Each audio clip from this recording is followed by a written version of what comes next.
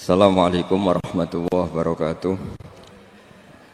Bismillahirrahmanirrahim. Nahmaduka ya ghafuru ya syakuru. Mashalli wa sallim barik ala sayyidina maulana Muhammadin wa ala alihi wa sahbihi asma'in nama ba'du. Saat roh itu tidak pernah mati. Karena roh ini tidak pernah mati. Roh ini ada masalah besar. Dia ngadepi mungkar nangkir, ngadepi macam-macam. Karena dia hidup. Nah kemudian cerita yang kita ingkari adalah yang berlebihan, kayak cerita kejawen nak malam apa mulai terus neng kamar dikai rokok, mergo zaman ning donya seneng rokok.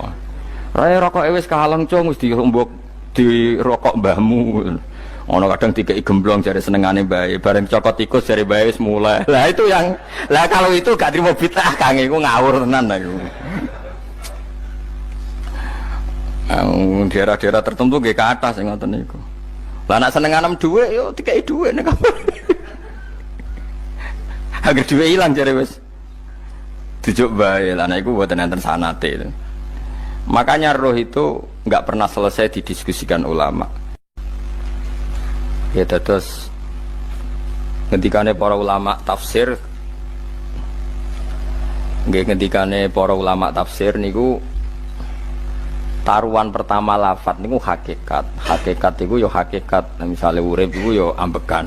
Urip niku ambekan, mati niku mandek ambekane. Kita takoki misalnya tarife mati ku piye? Ora urip apa ora ambekan? Mboten jawab lho, ora sampean tak latih ilmu mantek. Sing diarani mati niku cara ilmu mantek yo didul hayat, angger gak urip yo mati. Terus alamate mati ku nak cara medis itu misalnya napa jantungnya berhenti tapi detak napa jantung utawi napa niku berhenti. Kemudian agama niku ruwono tenan nggih. Agama itu menyisakan satu fakta yang enggak terbantahkan oleh siapapun. Nggih niku misalnya begini, sampean saya tanya, orang itu kalau mati itu karena apa? Rohnya dicabut kan. Rohnya dicabut terus disebut mati. Lalu yang mati itu apa? Rohnya apa jasadnya? Jasadnya, karena roh itu maknanya kehidupan atau nyawa. Berarti nyawa itu tidak bisa mati karena nyawa itu ada di tubuh kita, ketika diambil kita mati. Berarti roh kita sendiri tidak ikut mati. Sehingga orang paling sekuler sekalipun itu akan berpendapat bahwa manusia itu kehidupannya tidak berakhir ketika mati, karena yang mati itu hanya jasad. Sebab itu zaman orang Yahudi, orang Nasrani, orang kafir Mekah pun mengakui kalau roh itu hidup dan itu yang bertanggung jawab. Makanya disebut wa yasalunaka 'anir ruh qul ruhu min amri rabbi. Jadi niki penting kula aturaken. Sebab niku biar ora ono mati. Makanya kalau orang tasawuf ditanya, apa mati itu ada? Ya ndak ada. Mau petualangan pengalaman. Cara orang tasawuf fisik kita ini problem. Gara-gara kita punya fisik kita jadi goblok. Nganggep duit penting, pangkat penting, terus kenal sampean penting, urip sing ra penting-penting cara kita penting. Tapi nanti kita kecewa sekali dengan kehidupan ini, sangat-sangat kecewa karena yang kita penting ternyata ndak penting. Misalnya begini. Nanti sampean akan tahu makna ayat yang disebut di surat Ar-Rum. Oke, kita goblok dulu ya. Nggih, pokoke latihan goblok sik, engko bar goblok terus pinter. Engko gobloknya gak masalah, sementing ini pokoke latihan sik. Tak jamin ilmu saya ini benar dalam konteks ini. Misalnya ora benar terus ya tahu bener. Sampeyan tak bedheki ya, wong mati iku berarti dicabut rohnya, terus roh sendiri mati ndak? Ndak. Berarti dalam konteks ini orang yang mati syahid, apalagi para nabi itu mati enggak? Ndak. Sehingga istilahnya Allah, orang yang mati syahid ya tidak mati, para nabi ya tidak mati. Sebetulnya kita pun yang fasik itu ya tidak mati. Cuma karena kita ini rohnya itu mungkin buruk, dikekang oleh malaikat, dipelindes, dipenjara sehingga gak iso berkeliaran. Beda nak para nabi iso jalan-jalan.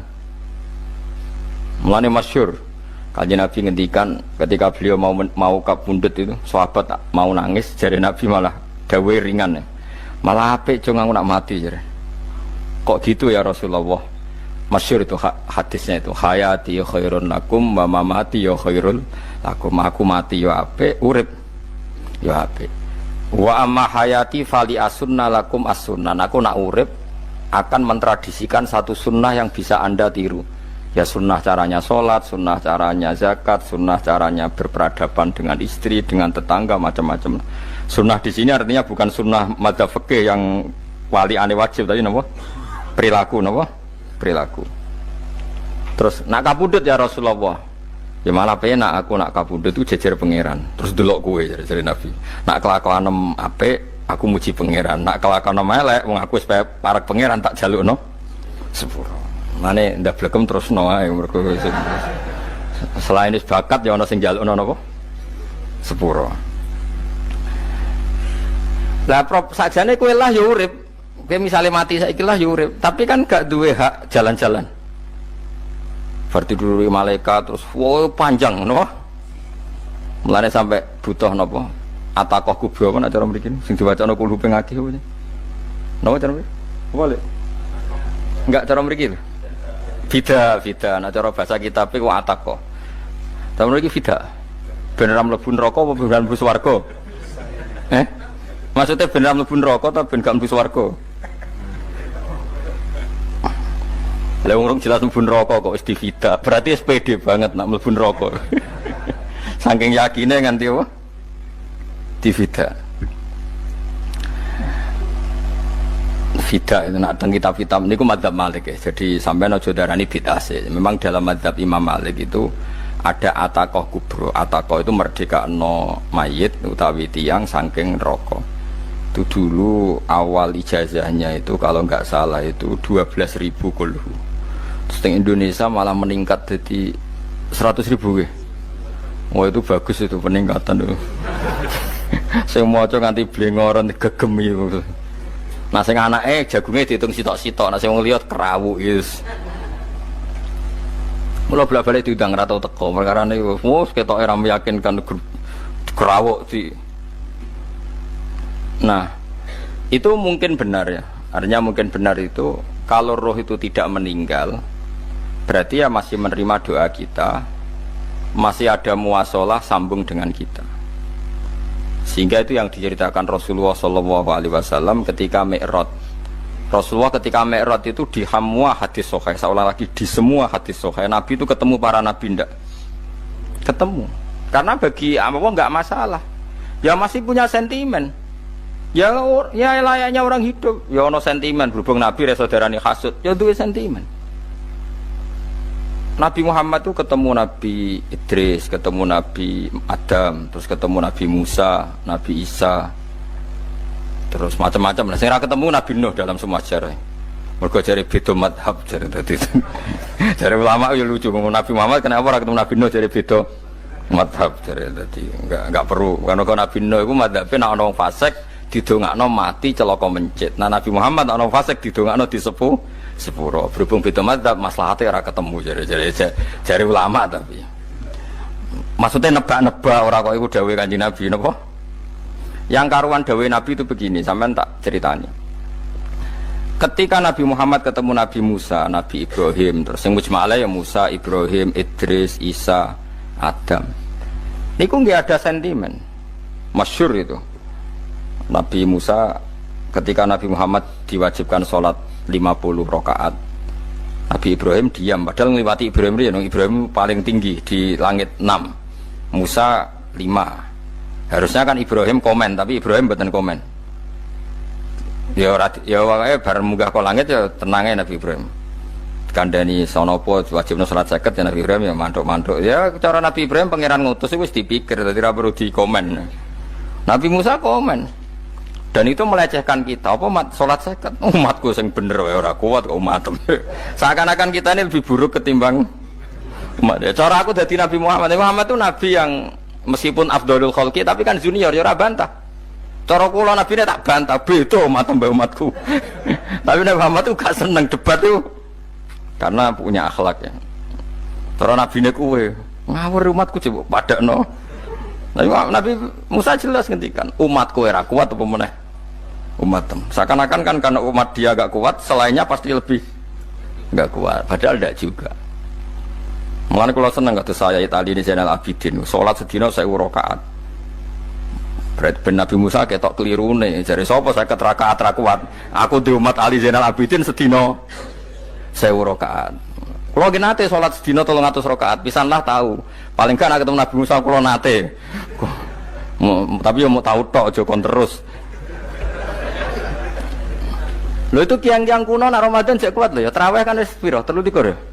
Iku nek sing waras bengi jek tahajud piro? Enggak 33 tahajud standar piro to? 12 kok 2 amatir. Wah.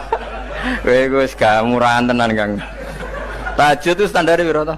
13 Kang. 13 iku tahajude 12 witire sita utawa tahajude 10 witire 13. Kabeh riwayat itu 12 Kang. 12 witire sita berarti 13. Berarti 3 gas gawe 20 sik. 20 ambek 13 piro?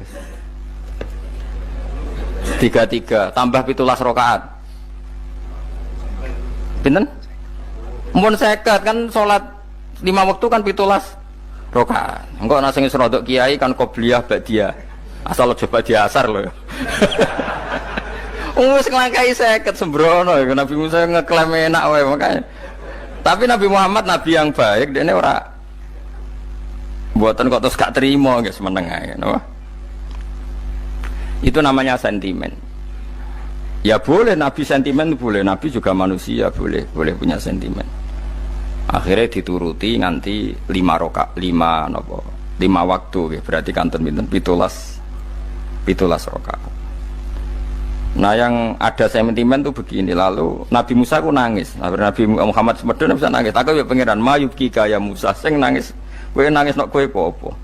Ya Allah, saya itu tidak mengira ada hambamu yang setelah saya yang bisa naik kelas di atas saya. Dia tidak terima kelasnya dilewati. Makanya Nabi ya karena punya roh itu ada sentimen. Orang kaya kowe ana wali kutub ya ben kono wali-wali dhewe penting aku oleh ngerokok oleh. Kita kan tidak punya sentimen. Itu tidak baik dalam kehidupan orang kok tidak punya sentimen. Makanya Nabi Musa itu terkenal, Nabi paling sering mensomasi Nabi Muhammad. Makanya dia ceritanya diulang-ulang di Quran karena dia paling banyak sentimennya. Oh sering gerutu deh. Tapi lucunya pangeran itu seneng mbek gerutune Nabi Musa dan itu nggak bisa ditiru, masyhur itu. Karena ketika dia gerutu terus gitu, mau ngomong sendiri gerutu, khiddah itu gerutu. Bahasa Arabnya khiddah omongan sing tajem sing gerutu. Nabi Muhammad tanya sama Jibril. Ya Jibril, kenapa Allah enggak tersinggung ketika Musa menggerutu terus? Jawab Jibril, huwa ya'lamu khiddata. Pangeran wis hafal mbek gayane dekne. Dadi yo dibarno. Dan itu tidak cerita Israiliyat, itu cerita-cerita yang masih di hadis sahih. Ini tidak cerita Israiliyat, cerita-cerita masih di hadis sahih. Makanya gerutu itu ya oleh brengkel ya oleh asal proporsional, brengkel ya oleh asal nopo proporsional. Yaiku siji syaratnya keyakin aku kekasih pangeran. Problemnya kan ora kekasih pangeran. Musa ku gak terimanan. Contoh paling masyhur itu tadi. Musa, kalau kamu sudah membebaskan Bani Israel dari kaum Jabbarin, kaum Kan'aniyin, ngene iku tiang-tiang budi. Kalau nantrang iku ora iso, pokoke bangsa Palestina, tapi aja arane Palestina bukan Kan'aniyin, pokoke angel, pokoke Kan'aniyin aja. Gak usah diterjemah sensitif. Kamu tak kei Taurat. Bareng jare setelah kaum Kan'aniyin ditaklukkan Nabi Musa sowan ning Turisina. Turisina iku gununge niku mulai Yordan ngantos kawasan Mesir. Wis pol gede nih. Niku sinten Nabi Musa ngajak waqtara Musa qaumahu sab'ina rajulal limiqatina. 70 orang pilihan ya cara kene santri pilihan, kiai pilihan dijak. Pokoke singkat cerita Nabi Musa mojok sebab piye umat umi piye pokoke terus nggawa Taurat. Umat sing 70 wong brengkel lan nu'mina laka hatta narawaha napa jahra. Kok enak sampean mojok dhewe terus muni ketemu pangeran. Kita ndak bisa percaya kalau enggak melihat Allah sendiri. Gentenan pangeran sing tersinggung, wong ora nabi kok kecangkeman njaluk kaya nabi, ora levele njaluk roh pangeran. Terus akhirnya disamber bledek mati pokoknya. Bareng mati Nabi Musa malah lucu. Ya Allah, tiang 70 tak jak kon dadi seksi. Nek jenengan mateni terus seksine sinten? Sepundi jenengan kudu diuripno. Akhirnya pangeran diuripno. Perkarane dikomplain Nabi Musa. Jadi Nabi sering gremeng, sering komplain pangeran Nabi Musa. Tapi pangeran seneng wong kekasih, yes bener wae. Mulane wong penting dadi kekasih pangeran sih. Engko keliru-keliru ku bener wae. Tapi nek ora kekasih bener wae ya salah. Wis pidato pengajian nak siar Islam, tapi nek ora kekasih disalahno mbek pangeran. Ana wali ku nak salat iku ora tau kok jero masjid. Iku wali. Padha mbek sing saf awal. Sing saf awal gak trimo salate ning jaba kok. Wali, ya kok dhuwur. Ditakoki, kena napa jenengan kok wali padahal nak salat kok guri kok jaba jare. Aku iku isin sowan pangeran kok ngarep mergo dosaku iku akeh. Baro kaya sopan rawani kok ngarep iku ngrasa. Dadi sing seneng saf awal ya wong pede-pede. Tapi aja nut iki ilmu kok aja nut. Ngono terus ke muni saf awal gak sunat. Dari Gus Bawo sesat kayak ngomong ngono. Sembrono. Maksudnya kabeh kok ana ilmune. Ngene kok nak salat kok guri ya ana ilmune. Mergo nak kok ngarep imame dredeg faktore iku. Dadi yo ana wali mergo salat kok guri. Inni astaghfi minallah iku isin mbek pangeran. Nak aku sing atadan nasubidzunub aku iku urung bersih kok salat kok ngarep. Mane wong ngaji ku ya bolak-balik aja kok mau ngaji. Afdol paling soft paling apik soft awal. Terus maksa soft awal mau soft guri iku ya ilmu. Mbok guri ku ya ilmu. Sing ora ana ilmune iku ora jamaah, iku ora ana ilmune. Lah iku ora ana napa? Ilmune blas iku. Dadi wali ku ya macam-macam. Paham ya? Terus Nabi Musa niku nak ndonga niku ya ora karu-karuan, cara kita anut ya ora karu-karuan, tapi Nabi kekasih pangeran masyhur. Atuhlikuna bima fa'alas sufaha minna. Jadi sedurunge Rabbi law syi'ta ahlaktahum min qablu wa iya. Nak mereka jenengan sambar bledek perkarane salah. Menisan kula dadi gak nabi-nabinan. Dadi nabi ora di wong andalan. Nak menisan pateni iki kula menisan pateni dadi terus bar gak nabi-nabinan. Terus atuhlikuna bima fa'alas sufaha minna. Karo dene wong tiyang goblok kliru jenengan pertimbangno. Barno ampun wong goblok wae. Lah iku sing tak anut, mulane wong goblok ku barno wae. Wong goblok kok dipertimbang. Ana wong ngomong pahpo kliru ben kok wong goblok. Nah cara Nabi Musa iku atuhlikuna bima fa'alas sufaha minna. Atuhliku ana tong rusak panjenengan ing kita bima fa'alas sufaha napa minna. Jadi mulane aja geman ya tiyang niku sok pinter. Mergo pangeran itu cara pandang itu apa ya? Sering di luar dugaan kita. Nabi Musa sing koyo ngono ya kekasih pangeran dal gremeng terus. Tapi barokah Nabi kekasih pangeran gremenge wae dadi rahmat. Mosok Nabi Muhammad salat 50 rakaat disudos 5 nganti ping 9. Pokoke kabeh riwayat nganti ping 9. Mergo pangeran nyudane ya mok 5, 45. Disudo 5 neh 40. Pas nganti 9 iku 45. Lho pas karek 5 Nabi Musa lagi usul kon nyudon neh. Wah iku cara kesampaian jos tenan. Dadi wis karek 5 kan kan 50. Mari Mustofa iso matematika beda takoki. 50 dikurangi 5 ping 9 karek piro, Bos? Lha yo 50 ping 5 kan 5 ping 10 kan? 50. Berarti nak ping 9 iku cek. Yo cek 5 lah. Kok katut Mustofa. 50 disudo 55 ping 9 karek piro? Karek 5. Lah Nabi Muhammad itu bolak-balik. Ping 9 mergo mau disudone pangeran ya mau. Lah terakhir 5 iku Nabi Musa matur nah iku cek pangeran dawuh iku jare Nabi Musa ijek ora kuat matem. Njuk nah keringanan. Terus Nabi Muhammad, oh iku wis isin karek 5. Ada 5 sudah mana kan? Enteh. Lah iku sing kula lah usul iku betul-betul iku. Mestine menisan apa? Ya tapi nak menisan kan ya lucu kalau bumi diugano ben nampa salat jebule ra sida kan malah ra karo-karuan kan. Jadi ben sampean ngerti nggih. Mulane mbon niku nggih urip iku jawab malih urip iku ora mati. Makanya enggak ada aliran manapun di Islam ini yang memungkiri kalau doa itu sampai mayit. Meskipun ada yang mengkritik tahlil, mengkritik mitung dinane mayit. Oke, enggak apa-apa ada yang kritik. Bagus. Bagaimanapun ada support, ada kompetisi, ada identitas. Tapi kalau meyakini doa nggak sampai mayit itu ndak ada dalam firqah ulama manapun.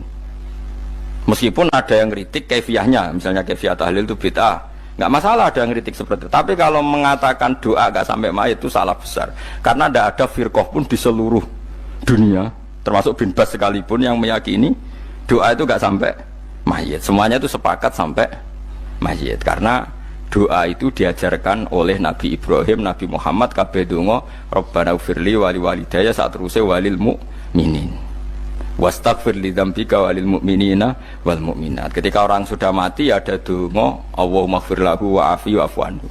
Karena tadi logikanya gampang, yang mati itu jasad, roh itu tidak pernah mati.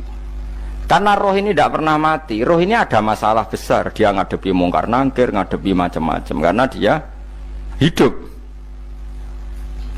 Nah kemudian cerita yang kita ingkari adalah yang berlebihan, kayak cerita kejawen nak malam apa mulai terus neng kamar dikai rokok, mergo zaman ning donya seneng rokok. Raya rokok wis kahaleng cung wis dirumbuk di rokok mbahmu. Ono kadang dikai gemblong jare senengane bae, bareng cokot tikus jare bae wis mulai. Lah itu yang lah kalau itu gak trimo bid'ah Kang, iku ngawur tenan iku. Daerah-daerah tertentu nggih ke atas sing ngoten niku. Lah nak seneng anem dhuwit yo dikai dhuwit nek kamar. Agar dhuwit ilang jare wis dijuk bae. Lah nek iku mboten enten sanate. Makanya roh itu enggak pernah selesai didiskusikan ulama. Ada yang mengatakan roh itu apa, ada yang mengatakan roh apa. Tapi apapun itu istilah Quran memang roh itu tidak makhluk. Disebut kulir ruhu min amri rabbi. Itu kan jelimet sudah. Jadi begini kalau terang, tapi aja salah paham. Allah itu punya dua istilah, ada ala lahul khalqu wal amru, ada khalqu kayak langit bumi yang fisik itu khalqu, ada amr. Makanya istilahnya Quran itu ala lahul khalqu wal amr, ada khalqu, ada amr. Dan roh itu kategorinya ada khalqu tapi amr, yang disebut kulir ruhu min amri rabbi. Amr itu susah difahami karena fisik kita ini tidak cukup untuk memahami amr, fisik. Lah carane memahami piye Gus? Ya gampang, riwayahe yo paham, nek ora wae paham aja peksa. Paham. Carane piye yo mati. Nah, dalam konteks ini hidup yang sekarang itu menjadi kita bodoh. Nah, ini yang Nabi kadang ngendikan annasuniyamun wa idza matu intabahu. Manusia yang sekarang ini hakikatnya tidur. Nanti kalau mati baru bangun, ngelilir, intabahu bangun. Contoh gampang begini, ini contoh paling gampang. Saya ini nganggep duit itu penting. Momennya sesuk wae bayar anak mondok, bayar SPP, semuanya macam-macam. Nganggep duit itu penting. Oke, besok saya butuh uang 1 juta, saya nganggep uang itu penting. Ternyata di Lauh Mahfudz saya ditakdir nanti itu mati, jam 11 mati. Atau andekan anak saya nggak bayar 1 juta terus dikeluarkan dari sekolah, cara Allah ya penting. Asal cek sekolah ya masalah. Kita nganggep masalah. Enggak, kita dikeluarkan dari sekolah kita nganggep isolah cara Allah masalah. Asal tetap sholihah bagi Allah kan tidak masalah. Sesuatu yang enggak masalah kita anggap masalah. Bareng kue mati tenan ngerti anakmu iku gara-gara sholat 5 waktu ditulis min ahlil jannah. Ora ono syarat sekolah ta ora sekolah. Akhirnya kena akhirat ngerti. Jebule sekolah itu gak penting. Tapi aja terusno lho iki. Apa cerita? Nek mati kue ngerti. Kue saiki nganggap sujud ora penting. Buktine koyo notol ayam sarset-sarset terus bar. Tapi nak ngitung duit ra barbar. Tapi kowe sampe nak mati ngerti diumumno pangeran. Wong sing seneng duit neraka, sing seneng sujud swarga. Terus kowe sadar Gusti jebule penting sujud timbang duit. Mana ngandani nembe sakniki lho ngandani wis dhisik. Ngawur. Ning Quran sing ana wakum minasajidin kowe udah dadi wong sujud aja dadi wong tukang golek duit ngakeh ngawur. Nah, dalam konteks ini tuh manusia sekarang tuh bodoh, pinter masuk ben. Malah kira usah susah nak saiki bodoh. Tak jamin sampai nak mati ku mesti pinter. Mesti ku nasib pangeran. Laqad kunta fi ghaflatin min hadza fakashafna anka khita'aka fabasarukal yauma hadid. Kowe saiki lali rapati roh ilmu, tapi sampai nak mati fakashafna anka khita'aka. Tutup bodohmu tak ilangno jare pangeran. Fabasarukal yauma hadid. Kowe sok ben pinter, hadin ku cerdas. Makanya kamu tidak usah kesusu pinter sekarang, tak jamin nanti itu pasti pinter. Cuma pas pinter kalau ta'lamuna ilmal, pas to ilmal yakin, pas la tarawunnal jahim. Pas pas pinter, pas wayahe mlebu neraka. Lha iku perkara iku disebut alhaakumut takatsur hatta zurtumul maqabir. Kalla saufa ta'lamun summa kalla saufa ta'lamun. Terus kalla law ta'lamuna ilmal yakin, pas tok ilmal yakin, pas la tarawunal jahim. Pas kowe dibuka pangeran lho iki lho hakikate uripem. Didelok sujud temuk sithik golek duwe akeh. Maca tasbih sithik nak jiwagongan sewengi, maca tasbih mok ping 3. Ketokno kabeh wek pangeran. Keuangan kanca nganti direwangi umbal 1 juta mok kangen kanca masa lalu ora tau kangen masjid diumbali 1 juta. Lho kula nate lho ngekeki dhuwit masjid. San iki dhuwit kena masjid saja. Anggap ae kangen masjid. Aku kadang kangen kanca tak biayai 1 juta. Sekali-kali kangen masjid itu tak biayai. Ngiling-ngilingan. Mulane kula nu seneng umroh ora kok ora oleh dhuwit. Kangen Nabi tak biayai lah 24 juta. Kadang kangen kanca, kangen sing ra penting-penting. Umpamane ana reuni bareng iku santri kok reuni bareng. Aduh, kok cah SMA. Iku sampe ditakokno kabeh mek pangeran. Tapi kalau orang ngaramno jero-jerono senengane kok gawe mafhum sing enggak terkendali. Tak kon nangkep kabar eskrim kan gawe viral sing ra bener. Nah, makanya hidup ini masalah, justru dengan hidup ini kita menjadi bodoh. Kenal pejabat penting, di duit penting, koneksi banyak.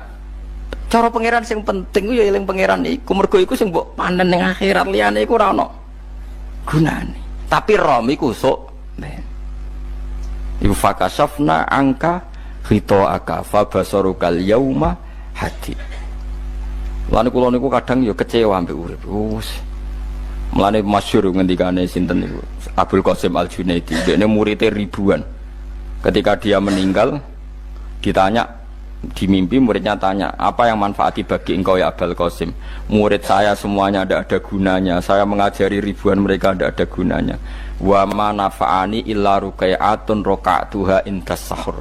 Semua riwayat rata-rata rukai'at rokaat kecil, bukan rokaat. Semua santri saya, semua pengaruh saya itu tidak ada gunanya semua. Yang ada gunanya adalah rukuk-rukuk saya kecil ketika waktu sahur. Coba. Tapi sekarang orang lebih senang pengaruh. Enak jadi kayak gede. Pengajian wakai, sing nyangoni wakai, sing nyucup wakai, nanti urusan singkit maya. Itu ora penting kabeh. Mulane kula niku tak latih roh saiki timbang roh kusuk ben ndamel isen mbek pangeran. Kuwatir kula pas roh pas latarawunal jahim. Kula pengaruh kula kathah cara nuruti gaya-gaya nanteng mriki teng Bojonegoro, tapi kula wedi. Bar saiki nek tak anggap penting lah timbang sampeyan dielingno pangeran wis tak latih saiki. Kula urip dhewean iki biasa, tak latih. Soal kula mulang jen wajib, wong alim wajib mulang. Lah cara sing alim kula yo ngaji, cara sing alim sampean aku yo ngaji ora masalah. Nah saiki tapi yo mikir kula. Kepengen dunia terbalik tapi. Jadi wong sok ben iku pinter. Nah mulane wong kafir sampeyan oleh muni ngene. Kena apa kaya kok mlebu neraka? Wa qalu law kunna nasma'u aw naqilu ma kunna. Dadi umpama riyen kula pinter ora dadi ahli neraka. Berarti wong kafir saiki ku cek goblok. Sampeyan yo pinter. Sampeyan kowe lah yo pinter, pinter banget sampeyan. Jajal saiki sampeyan pikir. Kowe nak ngelem wong utawa ngelem mobil, seri mobil terbaru. Itu kalimatnya mungkin bisa 1 kuras. Wah mobil ini bagus, serinya gini, HP ini begini, itu bisa 1 kuras. Pas ngelem pangeran mengene tok sing ngecat Lombok. Pangeran ku sapa sing ngecat Lombok? Wong nyifati HP wis sak kuras.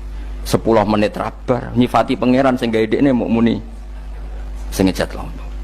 Neraka ta ora kira-kira sing jenis ini. Cara nabine aku tak nerakakno. Untung nabine Nabi Muhammad sallallahu alaihi wasallam apikane ra karuan ngono ku yo ape disafati bae sing gento-gento ngono iku yo. Malah ben Nabi dikai solusi ngene nek ngono wiridane subhanallah bihamdi adada khalqi. Pokoke Gusti kula maca jenengan suci sejumlah makhluke jenengan. Dadi kok kliru-kliru lah wis pokoke tau muni adada khalqi. Mulane kita ulangi iku nggo solusi. Dadi nek mujimu kurang akeh wis tau muni subhanallah wa bihamdi adada khalqi. Dadi aku sakake kowe luar biasa asline iku. Mulane normale kula mlebu swarga nang delok. Tapi swarga fadhole pangeran ora amal-amalan wis. Nah, sekarang sampean saat tanya, sekarang sampean tuh hidup apa mati kalau dalam pandangan ilmu hakikat? Sekarang malah mati. Hidup itu nanti. Makanya cara ilmu tasawuf tuh annasu niyamun manusa iku turu la wa idza matu Nah mati lagi tabahu lagi tadi. Makanya kita harus curiga dengan otak kita sekarang, pikiran kita sekarang. Justru karena kita hidup kita menjadi bodoh, nganggep bojo penting, duit penting, komunitas penting. Padahal yang penting tentu Allah Subhanahu wa taala. Tapi kan Allah apian, untungnya Allah itu apian. Ke mergawe ya dibarno, golek bojo ya dibarno, butuh koneksi penjabat ya dibarno. Muni presiden Amerika orang terkuat di dunia mbek pangeran ya dibarno. Nyatane yo mati kok darani terkuat. Ukuran kuat itu apa coba? Misalnya ukuran kuat itu kasil kajati, apa mereka punya cita-cita semuanya kasil? Tidak juga. Mereka menguasai dunia yang musuhnya akeh. Kalau ukuran kuat tidak mati, presiden itu ya mati. Kan enggak, sebenarnya enggak pernah benar istilah yang terkuat ya, tapi pengenan yang ngembarno. Tapi kesomben nak ning akhirat, ilmu itu kelihatan semua. Kamu tidak akan muji orang kafir. Mulai muji piye ngarwane neraka sapitu. Kowe ora bakal muji duit penting, sing ternyata sing penting maca napa tas. Mulane kula suwun teng donya iku ngiling-ilingan Kang, mbuh pira kadare iku. Tahu sungkem ning pangeran. Wis mbuh pira kadare. Syukur-syukur kados ayat wingi fa subhanallahi hina tumsuna wa hina tusyuhun. Wani esuk ya mergo muji pangeran, wani sore ya mergo muji pangeran. Mulane disebut teng wiridan-wiridan asbahna wa asbahal mulku lillah. Kula wani esuk nggih tetep mawon kekuasaan teng jenengan. Kok wani sore ya amsena wa amsal mulku lillah. Tapi wong sakniki ngene-ngene iki srapayu Kang. Kiai kados kula nu srapati payu. Wis mergo wong sakniki ku jabatan tu penting, uang ku penting ngene-ngene. Wong kafir wae roh nak dhuwit penting. Saiki lonte nganti dadi lonte mergo ngerti dhuwit iku penting. Copet nganti copet itu mergo ngerti dhuwit iku penting. Lah nek kowe kiai kok roh dhuwit iku penting, ilmu padha mek lonte mek copet. Paham nggih? Lho ora ngenyek lho niki, biasa mawon. Saiki lonte nganti dadi lonte mergo ngerti nek apa? Dhuwit penting. Copet nganti dadi copet mergo ngerti nek dhuwit.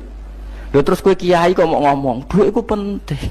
Lah kiai kok ilmune mok tok kono iku kembarane jek akeh. Tapi nek muni ngene, tahajud itu penting, apa meneh wusul be Allah. Ora iso copet ngomong ngono, ora iso kudu kiai. Mulane jari Imam Ghazali, la tafrah bi ilmin sing yastariku ma'akal fusak wal kufar. Kowe aja bangga be ilmu sing wong fasik wae roh kaya kowe. Kaya kowe ngomong ilmu apa mangan penting, bojo penting, duit penting. Lah wong fasik ora ya roh. Lah opo kowe ulama melok ngomong ngono? Sing ngomong ngono kowe akeh, kowe ora usah melok ngomong. Ya mok lakoni ngono ae kowe. Tapi ora roh. Mereka nak roh kembar. Mana tak anggap Imam Ghazali itu ulama yang luar biasa. Dia ini nak merovokasi uang anti. Kejegeman seneng ilmu atau seneng nikmat. Sing yastariku ma'akal fusak. Ya mau misalnya, kowe muni ngomong duit penting. Saya kira takoki, copet nganti nyopet mergo apa? Ngerti apa? Duit penting. Koruptor nganti korupsi mergo ngerti duit penting. Lonte nganti lonte mergo ngerti nak duit. Terus kowe dadi kiai. Gak tafsir Jalalain gede pisan. Terus ngomong, duitku penting. Keliru sing darah duit penting. Sing bantah omong ambil sapa wong ora kabeh nak duitmu. Penting. Ya ngomong ngono ya ngomong lah go hiburan. Tapi itu ya coba terus penting meneh zuhud. Umatem ra salam temek marah loro. Wis pokoke meneng ae, sebenarnya pokoke meneng ae, pokoke meneng ae. Tapi kalau namung ngelingaken nggih, pokoke sakniki niku mati, jemben niku urip. Nggih nek cara ilmu hakikat sakniki malah mati, jemben urip. Mergo Allah buka tutup-tutupe hakikat niku jemben nak wis mati. Fakasafna angka ghitaaka fabasarukal yauma hadi. Mane kata ulama sing seneng mati, mergo dianggap mati iku menuju alam hakikat. Mulane masyhur sinten Jalaluddin Rumi, ape mati murid do nangis. Dene metu ngamuk. Murid bento, murid goblok. Kiai ini ketemu kekasih malah ditangisi. Murid kok gobloke ngono. Saya ini lama sekali tersiksa dengan wadatnya dunia. Saya lama tersiksa dengan dunia. Pas sampai ketemu kekasihku malah mbok tangisi. Murid bento. Ayo nang nari. Nari akhirnya muridnya. Mulane darani tarian Rumi iku ditarekno pas gurune ape mati. Ya sampeyan jajal ra apa-apa. Nak ora dianggap wong edian. Tapi mazhab seperti itu ya ada. Jenenge mazhab sinten Jalaluddin Ar-Rumi. Kanjeng Nabi sebagai sentral ilmu ya pernah juga ngajarkan seperti itu. Nate donga, ya Allah, jadikan hari-hariku baik. Wa khairu ayyami yauman alqaka fi, dan hari terbaikku adalah saat saya ketemu engkau. Kowe wani donga iku, wa khairu ayyami yauman alqaka fi, hari terbaikku adalah hari saat ketemu engkau. Kowe wani donga ngono. Makanya ini Rasulullah luar biasa, sing wedi mati ya ana ilmune, sing wani mati ya ana ilmune. Utawa kaya kowe ora rasa ilmu-ilmunan. Mbah jare, wae mati pokoknya ndak boleh. Tapi sampean tak ajari secara syariat. Kula berkali-kali kalau ngelepas jenazah di kampung kula niku tak warai tonggo-tonggo masalah syariat. Tak warai ngaten sing mesti bener iki hadis sahih. Anggap saja kita hidup ini ziyadatan li fi kulli khairin, itu doa Rasulullah masyhur itu. Allahumma ij'alil hayata ziyadatan li fi kulli khairin wal mauta rahatan li min kulli syarrin. Anggap saja kalau kita hidup berarti kita berkesempatan baik. Kalau kita mati anggap saja kita sudah tidak bisa buruk. Sehingga mati kita pasti baik. Mulane bener wong-wong ulama iku ana bajingan begudal mati. Saya iki mayit niki wonge meneng kabeh. Saya iki meneng kabeh. Ayo muni saya. Saya nggih, Mbah, saya, Mbah. Bareng do gremeng saya apane jare kiai ini. Ya saya. Barokah mati ora zina, ora maling, ora ngerampok. Nah dekne jauh urip. Gak saya mergo iso maling. Iso ngerampok. Berarti mati dadi saya ta dadi elek. Saya lek mulane wong alim-alim nek ana mati fase kelas saya nggih. Nggih, iku ana ilmune. Mergo mati iku rohatan mingkuli sarin, akhir dari segala maksiat. Ya akhir dari segala fakir barang pokoknya. Jadi Nabi itu ngajarkan kita itu ilmu itu simpel ya. Anggap saja lah hidup itu. Misalnya kok jenengan ngaji kulo, anggap aja sampean ngaji kulo itu bentuk tawaduk. Aku ngalim lah tetep ngaji tawaduk. Kulo ge tawaduk. Baik aku kecelok ngalim lah kok Rembang sowan rene. Lho sampean bae aku lo sowan kulo. Lho kulo wong ngalim gurumu sowan rene. Wong sowan iku sopan ta ora sopan? Sopan. Kowe yo sopan, alim lah bebo ngaji yo sopan. Sanggep ae ngono, pokoke anggap apik napa? Ojo kok terus. Pancen ngaji pancen ra iso lho, suudzon haram. Suudzon niku. Jadi Allah itu cara pandang itu lebih gampang ketimbang ahli fikih, timbang manusia. Kok bolak-balik nyontokno. Allah niku zat sing luar biasa. Gampangan. Wong Nabi Isa, kila Nabi Musa itu ada cerita di kitab Al-Minanul Kubro karangannya sinten Imam Saroni. Itu suatu saat ada pengumuman dari Nabi Isa, kila Nabi Musa. Siapa hari ini yang bisa sedekah kepada Allah, maka pasti masuk surga. Karena hari ini pintu surga dibuka. Memang ada momen-momen yang pintu rahmat itu dibuka, ada kayak hari-hari biasa. Termasuk hari-hari ini. Kalau bersaksi hari-hari ini termasuk dibuka. Itu masyhur, itu ada hadis. Inna li rabbikum fi ayyami dahrikum nafahatin ala fatata'arradu li nafahati. Saya ulang lagi ya. Inna li rabbikum fi ayyami dahrikum nafahatin ala fatata'arradu li nafahati. Setiap 1 tahun dari tahun kalian itu ada nafahat. Nafahat itu semacam pintu-pintu gelombang yang kamu itu mudah sampai ke Allah. Maka kamu harus bersiap-siap ada di jalur gelombang itu. Jadi gamane, makanya ini bulan-bulan suci kayak Dzul Qa'dah. Ya mulai Dzul Qa'dah, Dzul Hijjah, Muharram terus 1 Rejab. Mulane kula mulai wingi Dzul Qa'dah aku panik ngamal napa mawon kula lakoni termasuk mulang. Sampai golek kitab pesen teng Surabaya, wau golek teng Jogja. Terus pokoknya macam-macam lah. Karena ada ayami dahrikum itu ada nafahat, terutama bulan-bulan sing dingendikan Allah minha arbaatun apa? Hurum. Terus wonten tiyang lu sing ra dipopo. Ra dipopo terus ora dipopo. Modekne iku tukang gawe surujul faros. Tukang gawe hiasan, cara mriki apa? Pelanan apa? Pelanane apa? Jaran. Ya gawe sepatu jaran, pelanane jaran. Takok ngene mbek Nabi, kila Nabi Musa. Ya Nabi Allah Musa. Kulo tak gawe pelana yang bagus saja karena saya bekerja. Nanti bilang ke Tuhan kalau punya apa? Kuda. Kulo pelanane kulo. Apa Nabi Musa dicotos? Cangkemmu pangeran jeduwe jaran. Ambek Allah disalahno Musa, kowe ora usah ngono. Aku iku seneng ambek pujiane cah iku. Aku iku nampa pujian sesuai pahame wong iku. Engko wong iku nak wiridan ngene, ya Allah, kalau engkau mau pergi bilang, nanti saya siapkan sepatunya. Kalau engkau mau ini bilang, nanti saya siap. Tidak wiridan. Ambek Nabi Musa dicotos. Mergo cara syariat iki sesat. Jadi Nabi Musa model kados MUI yang sesat ya sesat. Ini pangeran itu kadang buatan ngoten. Tapi pangeran, makanya kita ini kan kalau ilmu hakikat nggak boleh jadi fikih, ya sudah kita mengatakan kalimat itu tetap haram, nggak boleh jadi apa? Syariat. Tapi kalau Allah melegalkan untuk orang tertentu, ya benar memang pangeran. Pangeran ya falu apa? Mayasa. Ini kan memang masalah-masalah yang nggak akan selesai. La yusalu amma yafalu wa hum napa yusalun. Allah nggak akan ditanya, tapi mereka atau kita yang ditanya. Nah Allah ya terserah, tetap ya falu napa mayasa.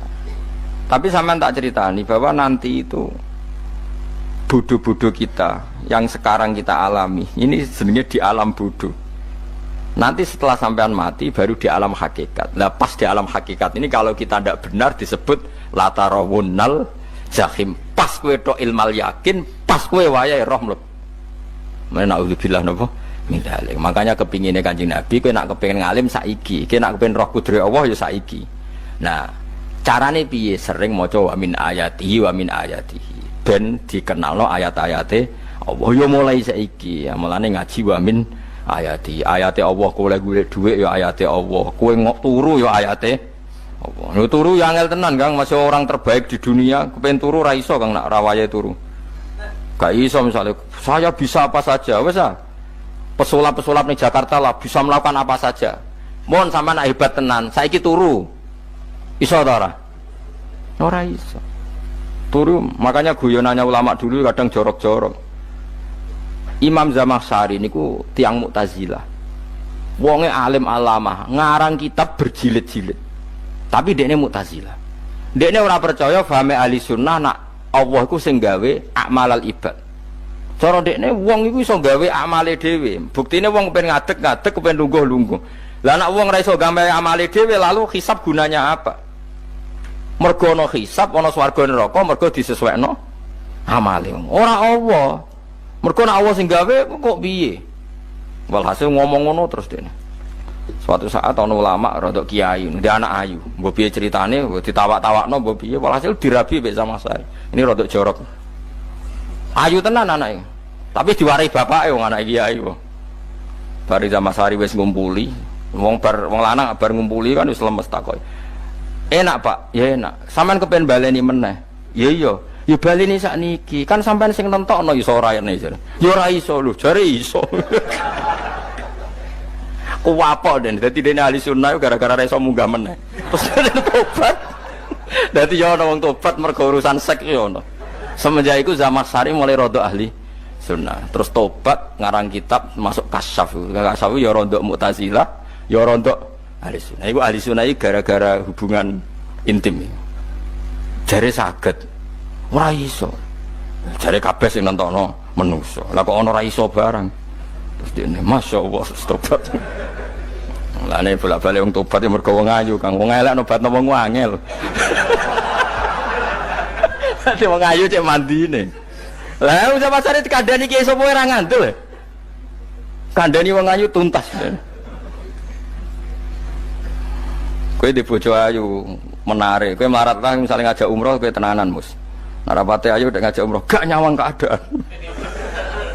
Mulane ayu ku ya kadang penting nak ngajak apik lho ya, nak ngajak elek iku sing perkara.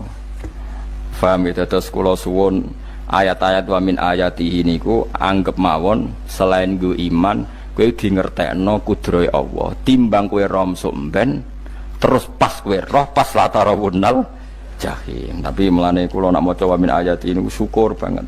Allah mengertikan kita, dia mengertikan kita langit bumi ku ayatku, kowe turu yo ayatku, kowe golek dhuwit wabti wa hukum min fadli yo ayatku. Ane ngendikane Imam Ghazali, faqul ma fil Qur'an ta'arufun minallah, kabeh Qur'an iku Allah ngenalo zate ning kowe. Mulane nang kenali saiki sedurunge kowe kenal pas wayahe kenal Allah serana gunane. Iku wong kafir akhirnya ngerti nek Allah iku hak, ngerti neraka hak, pas roh nak hak, pas latarawunnal jahim. Mulane rom kudu saiki. Paham ya? Mulane bar ngaji langsung salat 2 rakaat. Mun ngertos Gusti kula. Mun ngertos apa pokoke mun-muni pun ngertos. Bar salat ya muni ngono pun ngertos.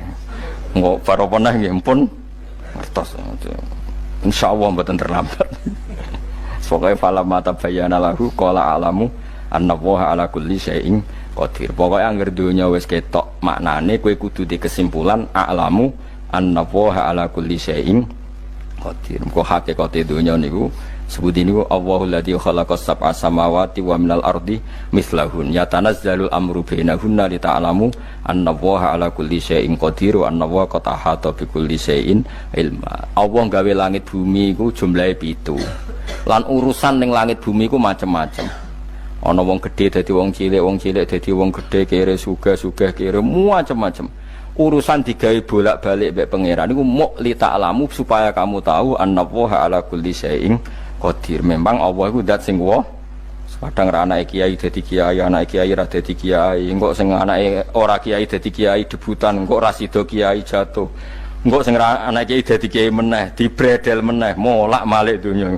Muk ben li ta'lamu annallaha ala kulli syai'in qadir. Sing profesor doktor dadi anak buah wong trimo insinyur. Kadang insinyur anak buah wong tamat SD, sembah kono dunya molak. Walik. Kumo Allah iku mau kepengen kowe iku ngerti pancen Allah wa ala kulli syai'in qadir. Dadi ya tanazzalu dadi tumurun apa al amru bainahunna. Urusan langit bumi kabeh digawe variasi, digawe macam-macam. Mau Allah kepengen kowe iku li ta'lamu annallaha ala kulli syai'in qadir wa annallaha qad ahata bi kulli syai'in ilma. Aja sampai kita ngalami pas kowe roh, pas kowe mlebu neraka. Mergo roe terlambat. Mulane al-haqmu takasur kudu mbok waca-waca ben keling bahaya nganti ngalami kalla la ta'lamuna ilmal yakin pas la tarawunnal jahim. Kula nak maca ayat iku ya nangis tenan. Mulane kula nak traweh ayat iku digebut kadang kula ya tersiksa. Kula gumun mbek tiang-tiang ngimami maca ayat kok iso fasih niku gumun. Nak kula niku pun mboten saged. Mergo paham lho. Pemene sing iso gebut bareng.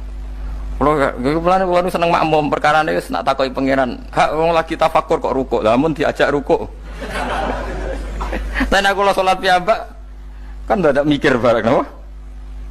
Kanjeng Nabi nate sholat piyambak. Niku mulai ba'da isya ngantos subuh.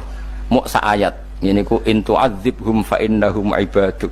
Wa in taghfir lahum fa innaka antal azizul hakim. Niku dibolan baleni mulai ba'da isya ngantos subuh. Sak ayat kan. Saking usule Kanjeng Mas kowe serang arah nglakoni giebet guys. Kewebet menteng khatam wis. Padha wae hasile itu. Kabrak kae napa. Paham ya dadi niki kula terangno kena apa kok ana ayat wa min ayatihi niki carane pangeran nyelametno umat Kanjeng Muhammad sallallahu alaihi wasallam. Ben kowe kenal pangeran zaman ning donya, aja sampe kenal pas ning akhirat. Pas kenal pas latarawunal jahim, pas kenal pas wayam mlebu napa neraka. Mohon kula terusno nggih. Wa min ayatihi lan iku setengah saking ayate Allah antaku maute yen to ngadeg apa sama langit wal ardu lan bumi. Termasuk ayate Allah yo ngadege langit bumi. Saiki bumi jek kena goni langit yo tesih. Bi amrihi sebab keputusane Allah atau sebab kekuasaane Allah bi iradati tegese kelan kersane Allah. Langit ngadeg min ghairi amadin kan tanpa saka. Sing jelas tanpa saka yang kita lihat.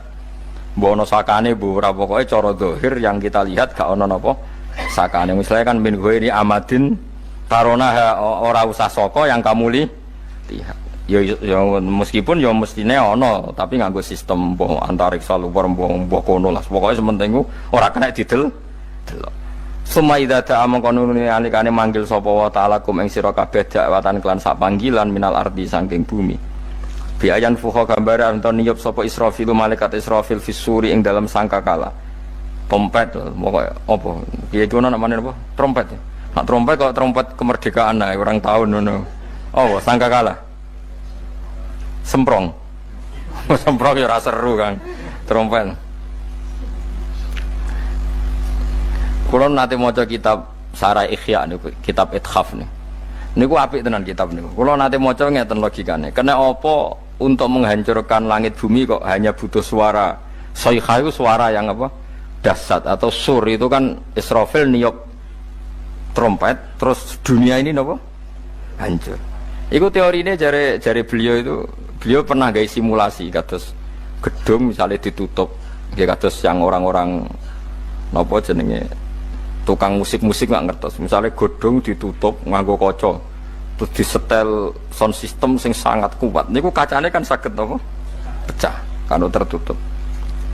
Nah itu Allah itu kenapa pakai suara? Karena kalau misalnya bom itu kan padat. Kalau padat itu yang nggak terjangkau ya nggak terjangkau. Tapi kalau suara itu kan bisa menjangkau. Ruang paling kecil pun bisa. Tapi nak bom kan padat atau apa kan? Kalau yang tertutup atau apa kan nggak kejangkau. Jadi kekuatan suara ini luar biasa. Makanya Israfil untuk merusak dunia itu hanya butuh nopo suara. Makanya pakai nopo, pakai trompet. Terus ngoten niku ya ana ulama sing mikir nganti ngono. Ya mergo ora tau gagdekno BPKB lho. Dadi urip. Mulane kula niku ora pati seneng diutang. Kula niku asline ya ora pati sugih. Kadang-kadang ya kepengin koyo umume kiai di bisnis, tapi tak angen-angen niku terus sing mikir ngaji ku sapa terus wedi tanggal barang kan repot ngono dadi. Ya misalnya kiai bisnis terus diutang wedi tanggal. Semulange terus piye wong kiyaine wedi napa? Tanggal. Tapi nak rapati alim gak apa-apa, ora wedi tanggal ya ora mulang, ora wedi tanggal ya padha wae. Dadi ana ulama sing analisis kenapa menghancurkan dunia itu lewat nopo? Suara. Karena ternyata itu termasuk paling efektif sakit merusak dunia. Karena tadi sistem di dunia ini memang sudah didesain itu tidak kuat menerima suara yang pekat. Jadi memang ya sudah didesain seperti itu, memang. Jadi apa ya? Ya sudah gitu, banyak fisiknya dunia itu sudah didesain pangeran itu nggak siap menerima suara sing ini. Mulane iku sirine kena apa Israfil itu cukup pakai nopo sangkakala. Biayan fuka gambar menton niap sapa Israfil fisuri ing dalam apa? Sangkakala lil ba'si krana terjadine tangi sangka minal kuburi saking kubur. Lil ba'si krana tangi minal kuburi saking kubur. Idzan nalikane da'akum dakwah antum te sira kabeh takhrujuna metu sira kabeh minha saking napa jeneng minha saking kubur oleh tangi ahyaan hale urip kabeh fakhrujukum mongko te metu sira kabeh minha saking kubur bidakwatin kelawan mok sak panggilan iku ya min ayatihi wis setengah saking ayate Allah taala wong sak donya jumlahe miliatan mulai Nabi Adam mau dipanggil Israfil pisan tangi kabeh. Iku bukti ayat kekuasaane Allah Subhanahu wa taala. Mumpun roh saiki wis pokoke kula wae ngaji mulane bener Kanjeng Nabi. Wong nak ngaji iku digampangno mlebu swarga. Kaya sampean saiki sadar kan ngaji ayate pangeran. Atuk ngaji saiki timbang soben ning akhirat pas kowe roh pas wae mlebu neraka. Lumayan rom zaman ning bidukan go kenangan ijek ning donya napa? Ijek ning napa? Donya. Dadi sampean ati siksa. Mumpun roh riyen Gusti kula zaman teng donya pun roh. Jadi ana bukti nak apa butuh kula sertifikat saniki nak rom wis ben sertifikat pangeran nggih rom tenan nak di benerno pangeran. Mulane fa'lam nggih fa'lam annahu la ilaha fa'lam pokoke roh nggih saiki napa roh nggih saiki aja somben. Walahu lan iku tetep kedhi Allah taala walahu lan iku kagungane Allah sarasan mente sapa wae fis samawati kang ing pira-pira langit wal ardi lan bumi. Allah sing ndek langit bumi apane milkan kepemilikane utawi mulkan sami apane kerajaane iki sami wa khalqan an penciptaane wonten iki sing maca milkan berarti semua langit bumi itu milik Allah nak sing maca mulkan semua kerajaan langit bumi juga rajanya atau pemiliknya Allah karena qiraah kita itu ada yang maliki yaumiddin berarti raja ana sing maliki yaumiddin berarti pemilik disebut raja ya karena pemilik ciri utama pemilik itu ya raja yang miliki mun sami mawon wa khalqan lan penciptaane wa abidan lan keperbudakane liyane Allah kagungane Allah cek Allah sebagai malik cek Allah sebagai khalik cek mereka sebagai hamba Allah Subhanahu wa taala kulun te kabeh lagu maring Allah qanitu iku nurut kabeh mutiuna tegese nurut kabeh lan iki nganggo ilmu hakikat nak cara Allah wong kafir ya nurut tapi nurute ora cara syariat buktine ora kepen tuwek ya tuwek ora kepen mati ya mati. Mulane Allah ngendikan kullul lahu qanitun. Wong sak donya nurut aku. Maksudnya nurut mriki mboten nurut fikih. Saiki wong kafir kepen mati ta ora? Mboten, nyatane mati. Akhirnya nurut ta ora mbek pangeran? Nurut. Lah iku maksudnya kullul lahu qanitun fil hakikat. Napa fil hakikat? Karena orang fasik yang enggak ingin mati ya mati. Jadi mulane ada sudut dua. Wong fasik ora nurut pangeran, wong kafir ora nurut pangeran dalam sudut pandang fikih.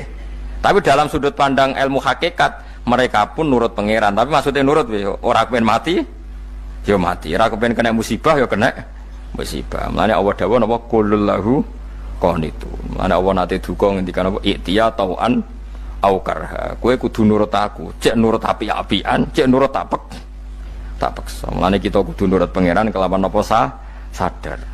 Wa wa ta'ala wa alladzi dzat yabda'u kang ngawiti sapa lati al khalqa ing penciptaan linasi maring manusa sumaya itu mongko nuli balekno sapa wa ta'ala ing al khalqa ba'da halakihim sause enteke annas to sause matine annas to wa wa ta'adatul khalqi ku ahwanu luwih ringan alihi ing atase Allah minal bad'i dibanding ngawiti penciptaan.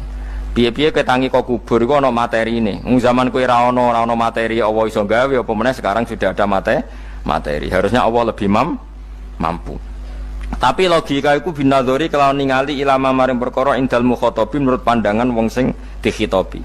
Rupa-rupane logika umum ngeten min anna i'adata syai'i saking satune balekno perkara iku ashalu luwih gampang minibtidaihi tinimbang ngawiti syai'. Wa illa qalamuna ora dengan pandangan seperti itu fahuma mongko tawi albatu lan i'adah memulai dan mengembalikan inda wa munggu ya wa ta'ala iku sawaun iku padha fisuhulati ing dalam gampang. Allah gawe langit bumi sing urung ana iku ya nganggo lafat kun ya bar, nek wis hancur dikembalikan nganggo lafat kun ya kembali. Sebetulnya bagi Allah itu enggak masalah, menciptakan maupun mengembalikan sama-sama kun sudah selesai. Cuma umumnya kita, cara pandang kita nak balekno luwih gampang. Manane napa?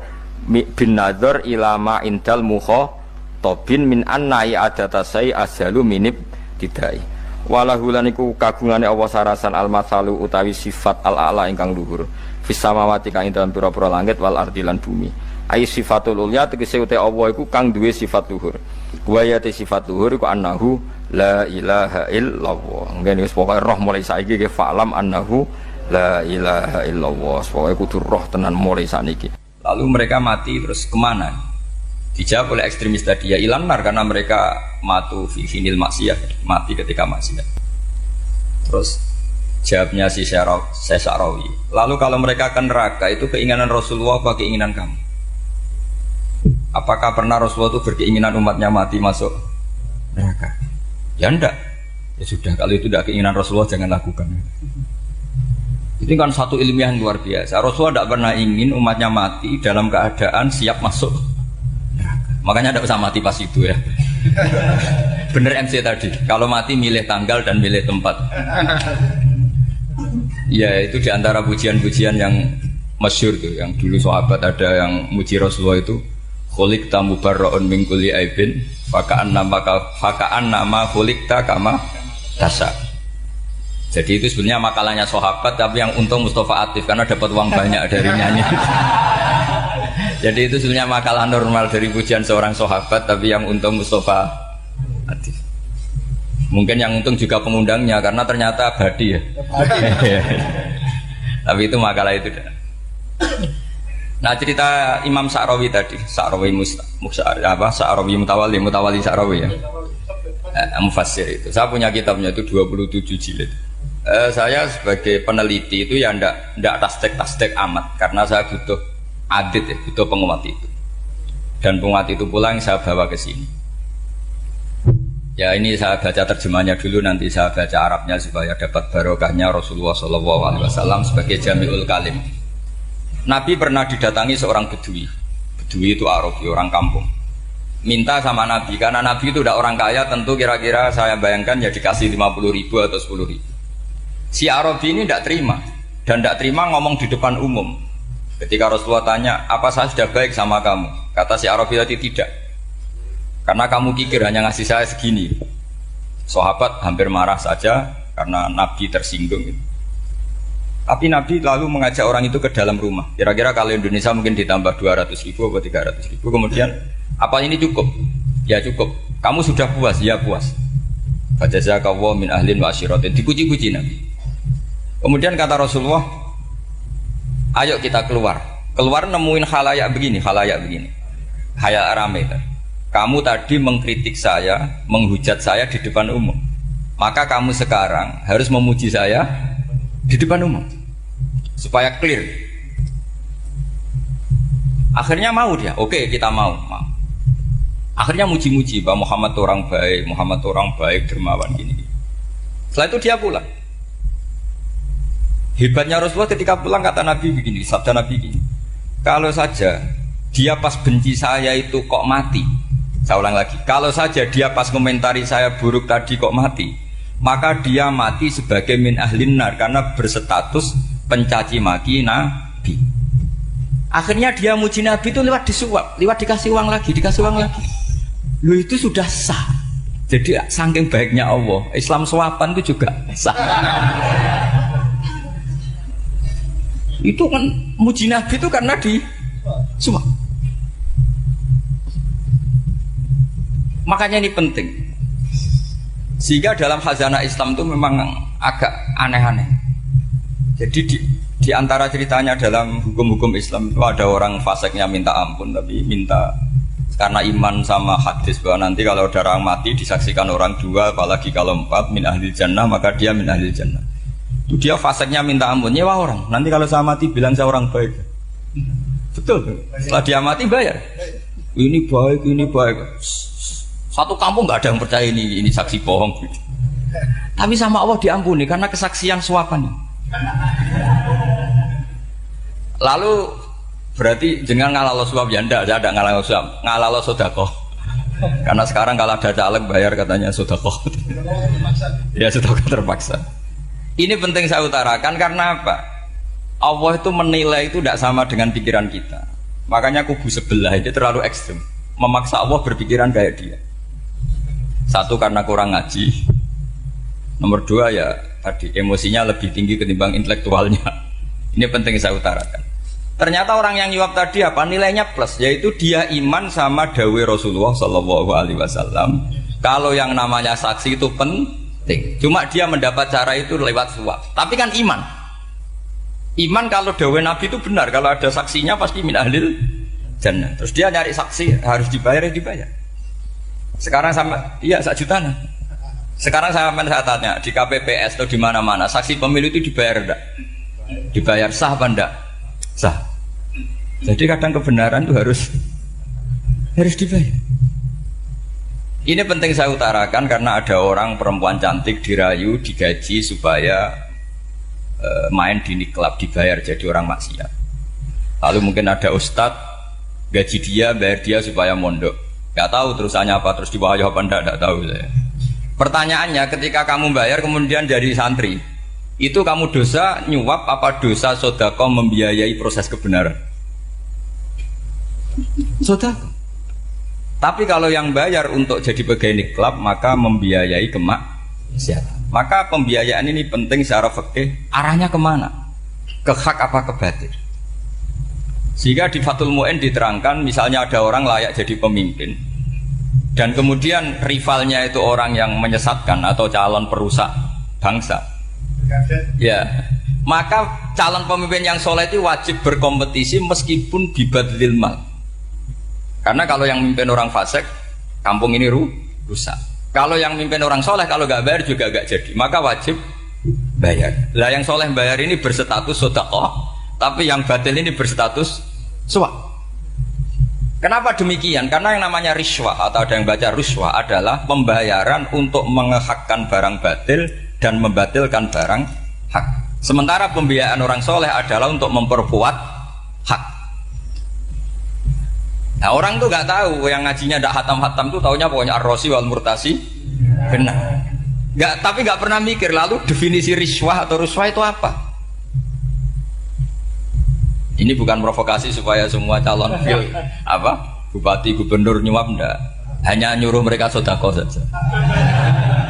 Jadi kalau nggak jadi, tapi sodako betul ya, kalau nggak jadi ya tetap ikhlas. Mau dari awal memang sodako. Lah soal geremeng ya bawaan manusia gitu ya. Ya nggak apa-apa, namanya tetap geremeng. Ini penting saya utarakan. Makanya menurut saya itu bangga dengan Pak Hamid karena sepupu mbah saya itu karena alimnya. Meskipun banyak orang mensifati beliau wali dan memang wali betul, tapi saya tetap menstatuskan beliau orang alim. Yang dari kelaziman alim itu beliau wali. Jangan dibalik, wali dulu baru alim. Karena dalam beliau orang Lasem dan kaidah di Lasem itu fakullu alimin waliyullah walaysa kullu waliyillah aliman. Jadi kalau kaidah di daerah Jawa Tengah itu semua orang alim pasti wali, tapi kalau wali tidak mesti alim. Sehingga kalau menstatuskan alim itu keren. Kalau di Jawa Tengah status alim itu keren. Dan soal keramat yang kaitannya dengan Mbah Mun itu masyhur itu dulu ketika Mbah Hamid santai-santai sama Pak Taifur sama keluarga. Beliau mau istirahat, kemudian yang datang Kiai Maimun, Mbah Mun zaman itu masih dipanggil Gus. Sopo pur, ada Pak Taifur di situ. Kata Pak Taifur, saya kalau manggil Pak D itu Gus Mun. Dan itu Mbah Hamid ngendikan rojulun alimun waliwa. Itu orang lelaki yang alim yang waliwa. Jadi beliau muji Mbah Mun juga alimun dulu, rojulun alimun wali. Ini penting saya utarakan karena kesanatan keilmuan beliau jelas dari beberapa keluarga di Lasem. Karena di daerah Fakhriyah itu yang tempat lahirnya Pak Hamid juga lahirnya mbah saya. Itu mbah-mbahnya sudah orang alim, termasuk Kiai Sidik Jember itu juga lahirnya di kawasan pondoknya Pak Hamid Fakhriyah. Kemudian Kiai Sidik punya anak yang namanya Ahmad Sidik yang jadi apa? Rois Am yang sekarang ada Gus Wirjon macam-macam. Itu semuanya juga keluarga Lasem. Nah, saya cerita keluarga ini penting bukan karena tafakhur atau tabai, bukan, karena Allah itu membuat satu tradisi besar memang lewat dzurriyyah. Sehingga Allah ngendikan misalnya ulaikal ladzina an'ama Allahu 'alaihim minan nabiyyin min dzurriyyati Adam wa mimman hamalna ma'an wa min dzurriyyati Ibrahim wa Israila wa mimman hadaina wastabaina. Karena tanpa dzurriyyah itu enggak ada tradisi, enggak ada kultur. Misalnya saya menjadi hafal Quran dulu, bapak saya itu tiap zaman Pak Hamid masih sugeng, yang semaan di sini itu pasti bapak saya, namanya Kiai Haji Nur Salim. Kadang diajak baca Quran di kamarnya Kiai Hamid. Karena kalau bapak saya itu mantu ponaan sama Pak Hamid. Itu dulu bapak saya memotivasi saya supaya hafal Quran itu gini, hak kowe kudu hafal Quran. Nak kowe hafal Quran, iku kepaten obor. Kok anak merapal luwe duwe alasan. Jadi kalau ada Gus tidak alim itu mesti salah bapaknya. Karena kalau bapaknya bisa baca Wahab, anaknya mau baca Primbon itu malu. Tapi kalau bapaknya sudah bacanya WA, anaknya jadi Primbon. Era cucu sudah dukun. Era cucu sudah kayak Dimas Kanjeng, nanti itu pasti. Karena nggak ada rasa malunya. Tapi kalau bapaknya alim, baca Wahab misalnya, juga Qona'ah, anaknya juga itu figurnya. Terus cucunya juga gitu figurnya. Makanya disebut dzurriyyatam ba'duha min ba'd. Ini penting. Dulu Mbah Mun itu sering ijazahi saya itu persis ijazahnya bapak, ijazahnya Mbah Hamid. Kalau punya amplop itu ya dibeda-bedakan, ini amplop dari tamu, ini dari pejabat, ini dari orang fakir.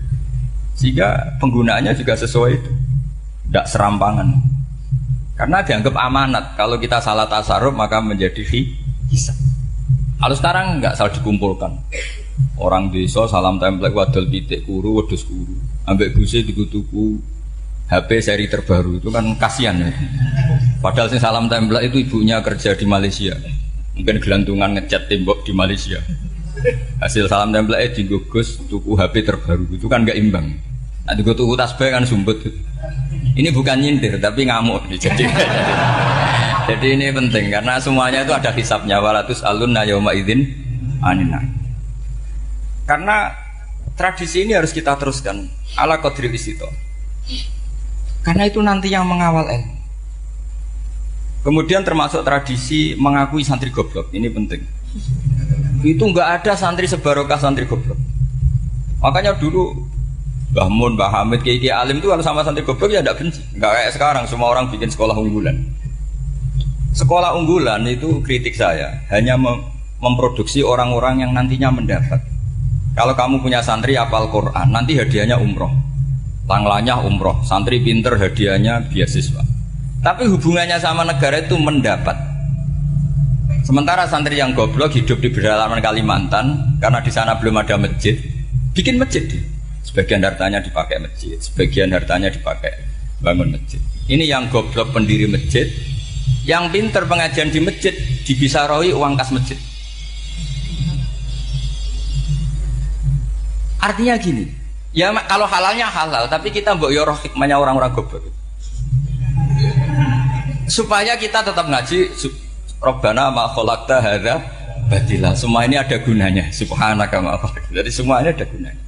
Maka bagi santri-santri yang goblok, tolong nanti saya di Fatihah karena saya ini pembela Anda. Lo yang ngomong biar saya, karena saya terkenal santri pinter. Kalau yang ngomong sampean goblok kan nggak ada yang percaya. Oh, padune padha gobloke kan gitu. Yang ngomong harus saya. Saya itu niru Rasulullah Shallallahu Alaihi Wasallam. Nabi itu kalau ada santri serabakat pinter itu diwaris sak surat usung nang mulai pinter. Banyak itu.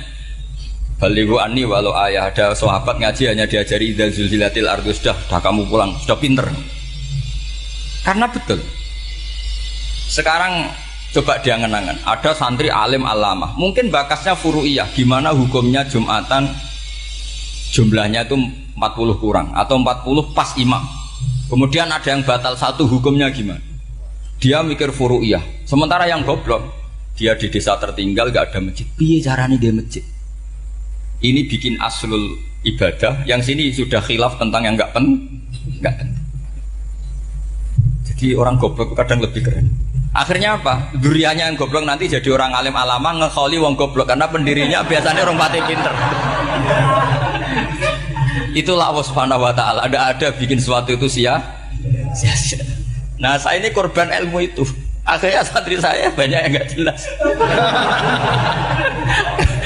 Ya, tapi ya saya terima saja. Saya santri itu macam-macam. Ada yang profesor, ada yang doktor, ada yang goblok, ada yang baru tobat kemarin. Ada yang Cina lagi seneng ahli sunnah wal jamaah, macam-macam. Semuanya ngaji sama saya.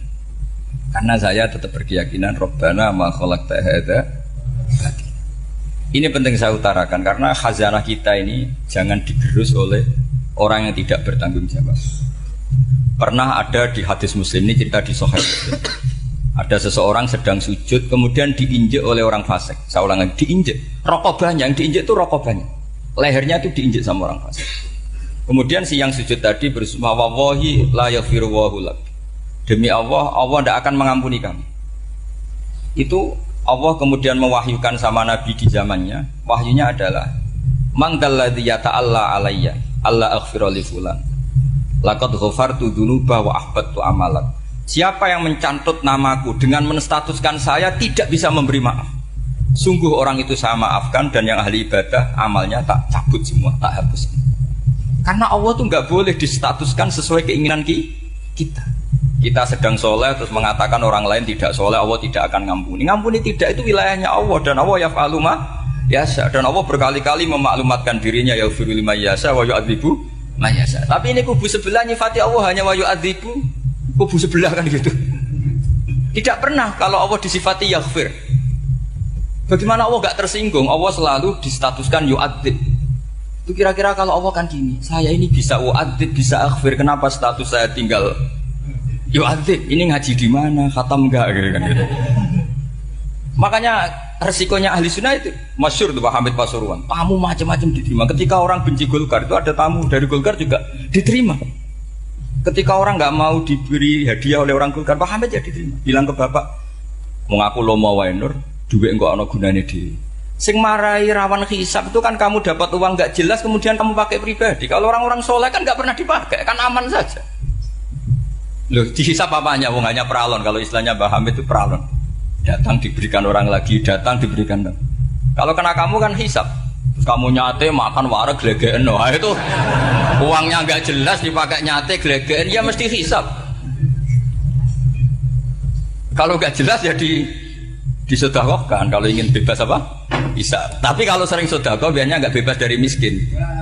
Tapi kalau kamu wali kan tetap ya Pak Hamid itu masyhur bisa kok. Tapi kan nggak jadi miskin. Kamu nggak terkenal sakok tapi miskin. Ini nggak wali.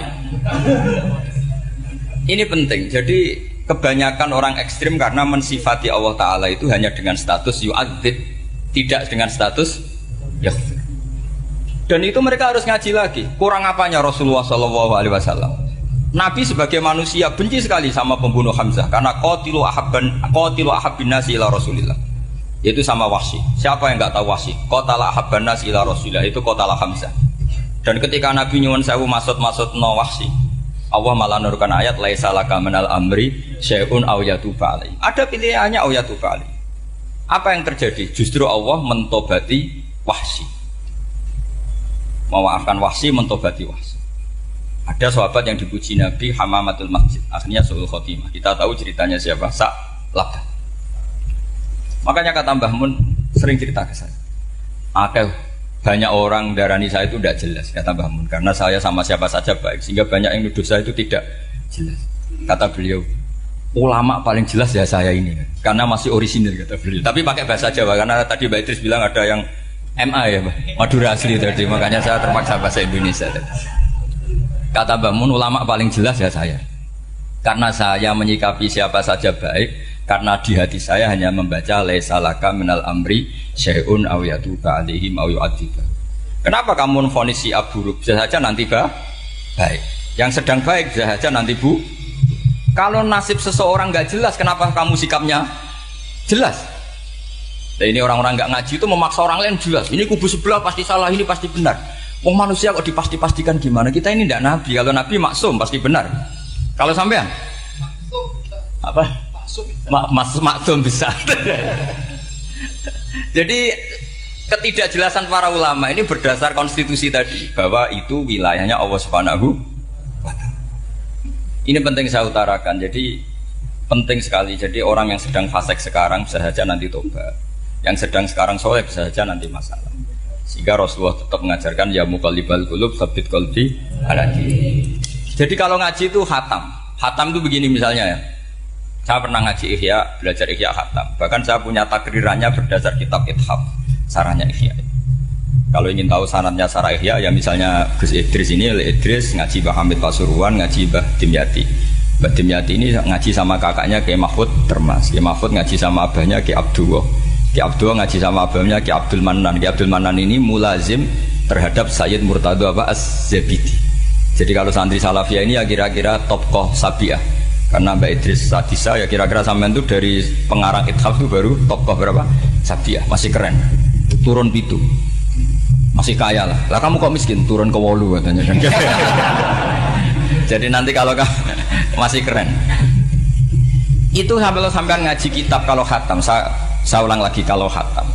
Itu memang ada bab-bab di mana ulama itu harus tegas, harus tafriq bainal haqqi wa bainal batil.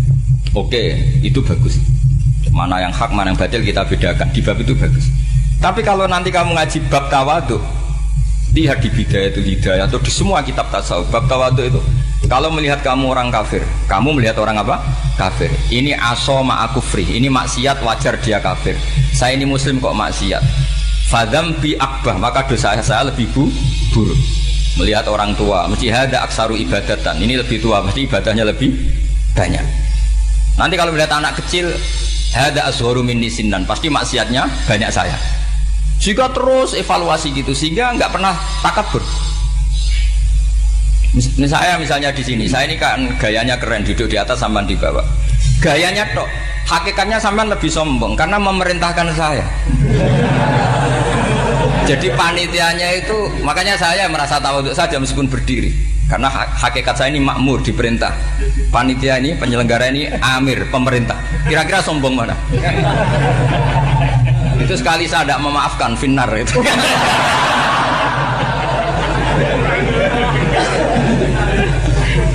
Tapi insya Allah tak maafkan lah. Iya masih insya Allah.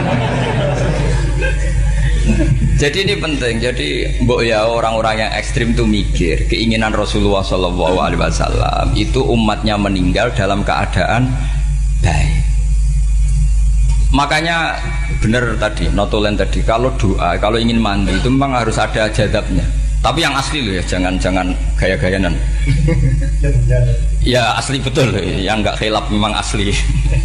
Itu ada seorang wali doa di depan Nabi itu begini, ya Allah saya harus jadi orang soleh. Allah diharuskan itu kan nggak sopan ya. Ya Allah saya ini harus jadi orang soleh. Kenapa? Sekali saya soleh maka surroh habibu, yang senang kekasihmu. Sekali saya fasik maka yang senang musuhmu, yaitu iblis. Tinggal jenengan milih mana, nyenangkan kekasihmu apa nyenangkan musuhmu.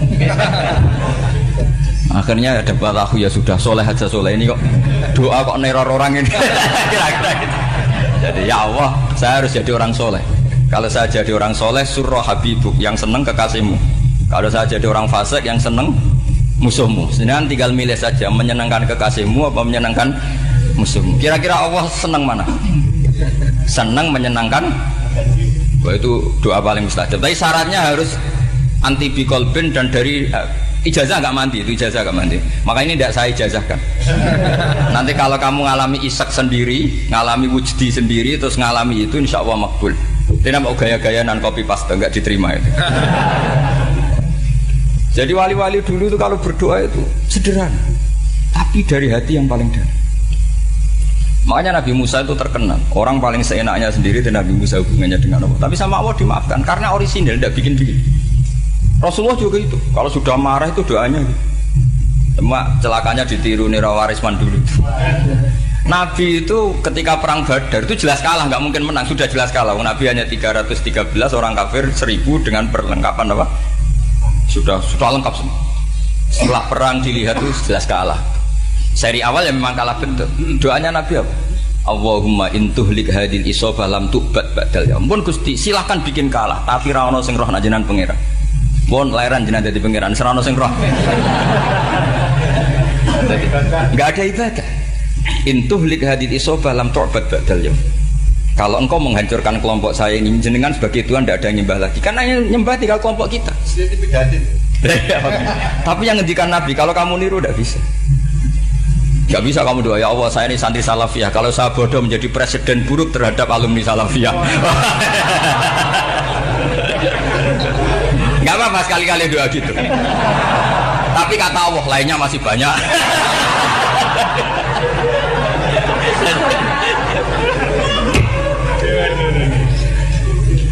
Tapi itu syaratnya tadi harus ada al-wujdi was-sima. Jadi makanya Imam Ghazali punya kitab al-wujdi was-sima. Karena ada masrob, ada syarab. Jadi wali ngikuti para nabi itu ada masrob, ada syarab. Sehingga perasaannya itu beda. Saya punya sekian contoh. Makanya tadi saya bilang di sini yang cerita nanti tak baca Arabnya ya tabarruk dengan jamil apa kalim. Jadi Nabi menyontohkan gini ya. Hubungannya Nabi dengan umatnya itu kata Rasulullah ibarat orang punya unta atau sapi yang susah itu. Yang sarodat itu berat. Kalau bahasa sini nama itu yang larat ya Pak? Melayu. Terus orang-orang lain ingin membantu, kubu sebelah ingin bantu, tapi ketika mereka ingin bantu malah unta ini tambah lari karena asing. Semua selain pemiliknya ini kan bagi unta itu asing. Jadi mau dibantu ditangkap tambah lari karena ini orang asing semua. Ngajinya agak jelas, asalnya agak jelas, tapi mau ikut ngurmat Islam ini asing semua. Akhirnya Nabi, kata Nabi yang punya unta itu tadi datang, kemudian ngambil rumput, terus unta itu dipanggil, kemudian unta itu mengikuti. Kata Nabi, ibarat saya seperti itu. Kalau saya yang memimpin Islam, saya yang merawat umat saya, maka umat akan mudallalah, akan nurut. Tapi kalau yang rumat kalian, malah Islam menjadi kacau. Kenapa menjadi kacau? Karena tadi nyifati Allah saja salah. Orang Islam baik dihukumi kafir hanya karena tahlilan, hanya karena manakiban dihukumi kafir. Sekarang inginnya Nabi orang menjadi muslim apa kafir? Inginnya Nabi orang menjadi muslim apa kafir? Muslim. Lalu gara-gara melakukan perilaku tertentu dihukumi kafir. Iya, ziarah wali songo musyrik, nyekel patok musyrik. Katanya minta sama mayit. Padahal saya andekan jadi mayit itu diziarahi sampean nggak seneng. Nggak senengnya karena ya kadang murid itu ziarahi gurunya ya kurang ajar. Masa gurunya dibilang gini, ya Allah, ingkana musinan fazid fi ihsani, wa ingkana musian fatajawas andu. Kata gurunya, soleh tenan darani ingkana. Makanya saya tidak suka zaman ziarah ke saya. Kecuali doanya ditasihkan dulu ke saya. Makanya nggak boleh ziarah itu pada Nabi, bisa murtad kan? Coba itu baca di depan Nabi, murtad nggak? Ya Allah kali ini baik maka gini, kalau buruk masa Nabi baiknya ingkana. Lah orang-orang yang menyerang kita kan itu gak ada zaman sahabat doa seperti itu. Ya mesti gak ada, mana mungkin sahabat baca itu di depan Nabi. Masa Nabi didoain ya Allah kalau dia baik maka fazid, maka kalau dia buruk ya gak mungkin. Lah mereka nyerang kita itu gak ada dalam sejarah sahabat. Ya sahabat kok nahlili Nabi itu gak nabi mau didoain maghfir lahu. Kan ngenyek kanjeng Nabi itu ngono ighfir lahu. Ya mesti saja sahabat gak akan tahlilan. Yang kabudut itu Rasulullah, bahkan diistilahkan kabudut saja salah. Intaqala ila rafiqil ala. Nah kalau sampai harus ditahlili, kalau enggak yang rokok betul. Amalnya pas-pasan, dosanya berkelanjutan. Kondak gimana? Punya tanah warisan yang hasil ngerebut milik orang lain. Kamu sudah mati, dipakai anak cucumu. Ini berkelanjutan enggak dosanya? Berkelanjutan, berseri-seri. Mereka kalau nyerang kita kan sahabat tidak melakukan itu untuk Nabi, ya nggak mungkin lah sahabat mendoakan itu pada Nabi, kan nggak mungkin. Coba kalau kamu jadi mayit, terus kamu gurunya, terus ada murid kamu bilang Allahumma in kana musinat fa'zid fi isani wa in kana musian fatajawaz anhu. Mesti kalau kamu bisa bangun. Ya Allah, dong meyakini saya soleh itu masih ingkana. Kalau guru saya soleh, maka kalau guru saya buruk, maka itu kan taklek namanya, Pak. Itu kan kurang ajar. Saya tidak pernah doa gitu di depan Pak Hamid Pasuruan, tidak pernah. Saya kalau doakan bangun ya tidak pernah gitu. Allahumma ali darajati fil jannah gitu. Saya nggak pernah, ingkana nggak pernah. Karena andekan itu saya juga sama engkau. Cuma kalau ada orang doa di bangun gitu ya karena orang lain ya tak biarin. Tapi saya tidak bilang amin, ya biarin aja sudah. Tapi kalau santri sarang nggak usah lah doa ya apa? Ingkana. Masa meyakini solehnya gurunya kok nunggu apa? Ini bukan ijazah, ini marah ini. Jadi pelurusan ini. Saya ulang lagi, ngaji itu harus khatam. Pentingnya khatam tadi, kalau di bab tafriq bainal haqqi wa bainal batin, seakan-akan kubu sebelah ini benar karena tegas.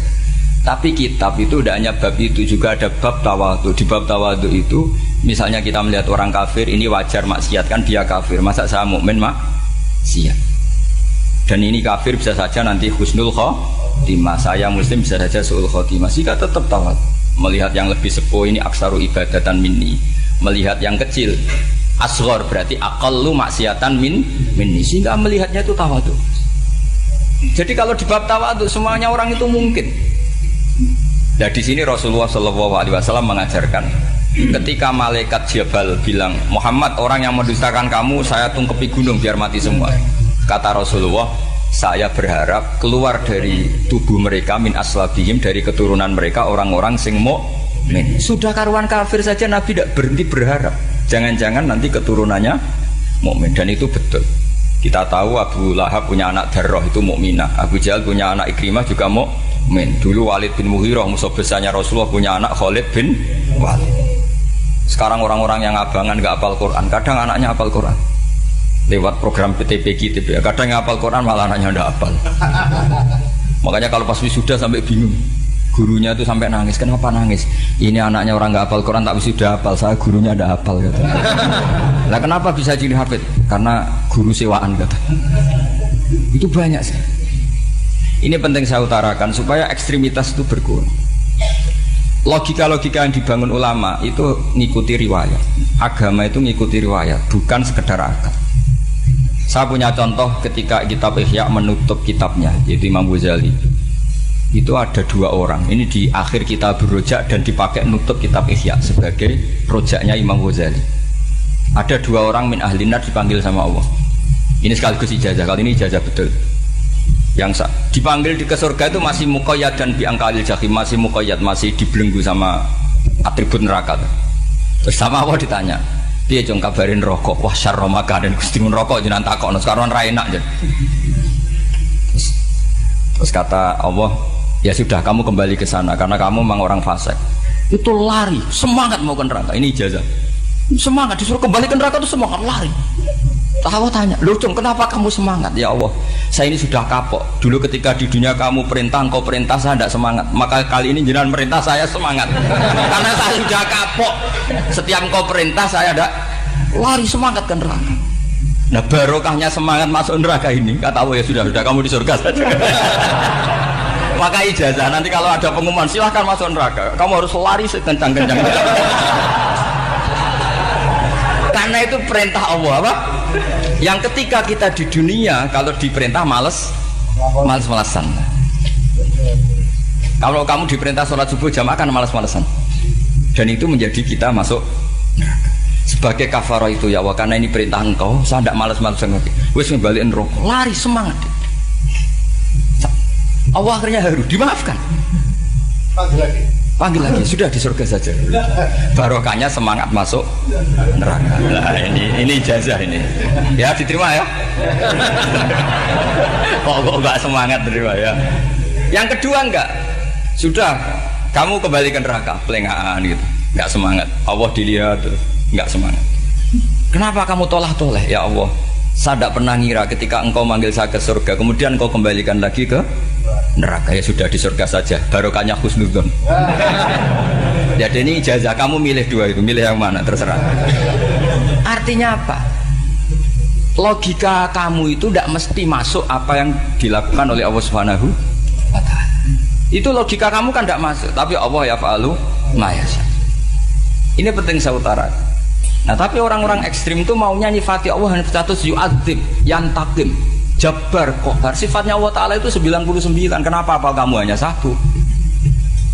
Jadi tetap saja menghadapi fenomena seperti ini tetap laisa laka minal amri syai'un aw yatuba alaihi mau yu'adzib. Sehingga setahu saya Mbah Mun, Mbah Hamid Pasuruan, guru-guru kita, habaib yang alim-alim itu melihat tamu macam-macam ya dilayani semua. Karena ini ngadepi fenomena sosial yang semuanya tidak jelas. Kalau nggak jelas apa? Ya kita bisanya berharap karena afdolul ibadah itu intidharul farad. Kalau belum Islam sekarang kita harapkan nanti. Kalau bapaknya enggak kita harapkan anaknya. Kalau anaknya belum kita harapkan cucunya.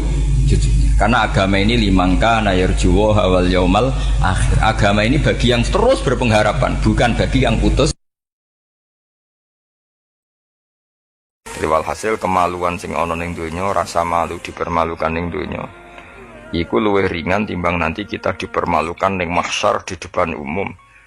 Jadi misalnya mau kaya ya contoh paling gampang tadi, kue hasud be wong ning dunia iso mbok sembunyikan, nanti dipermalukan Allah ning akhirat karena kamu duwe rasa hasud.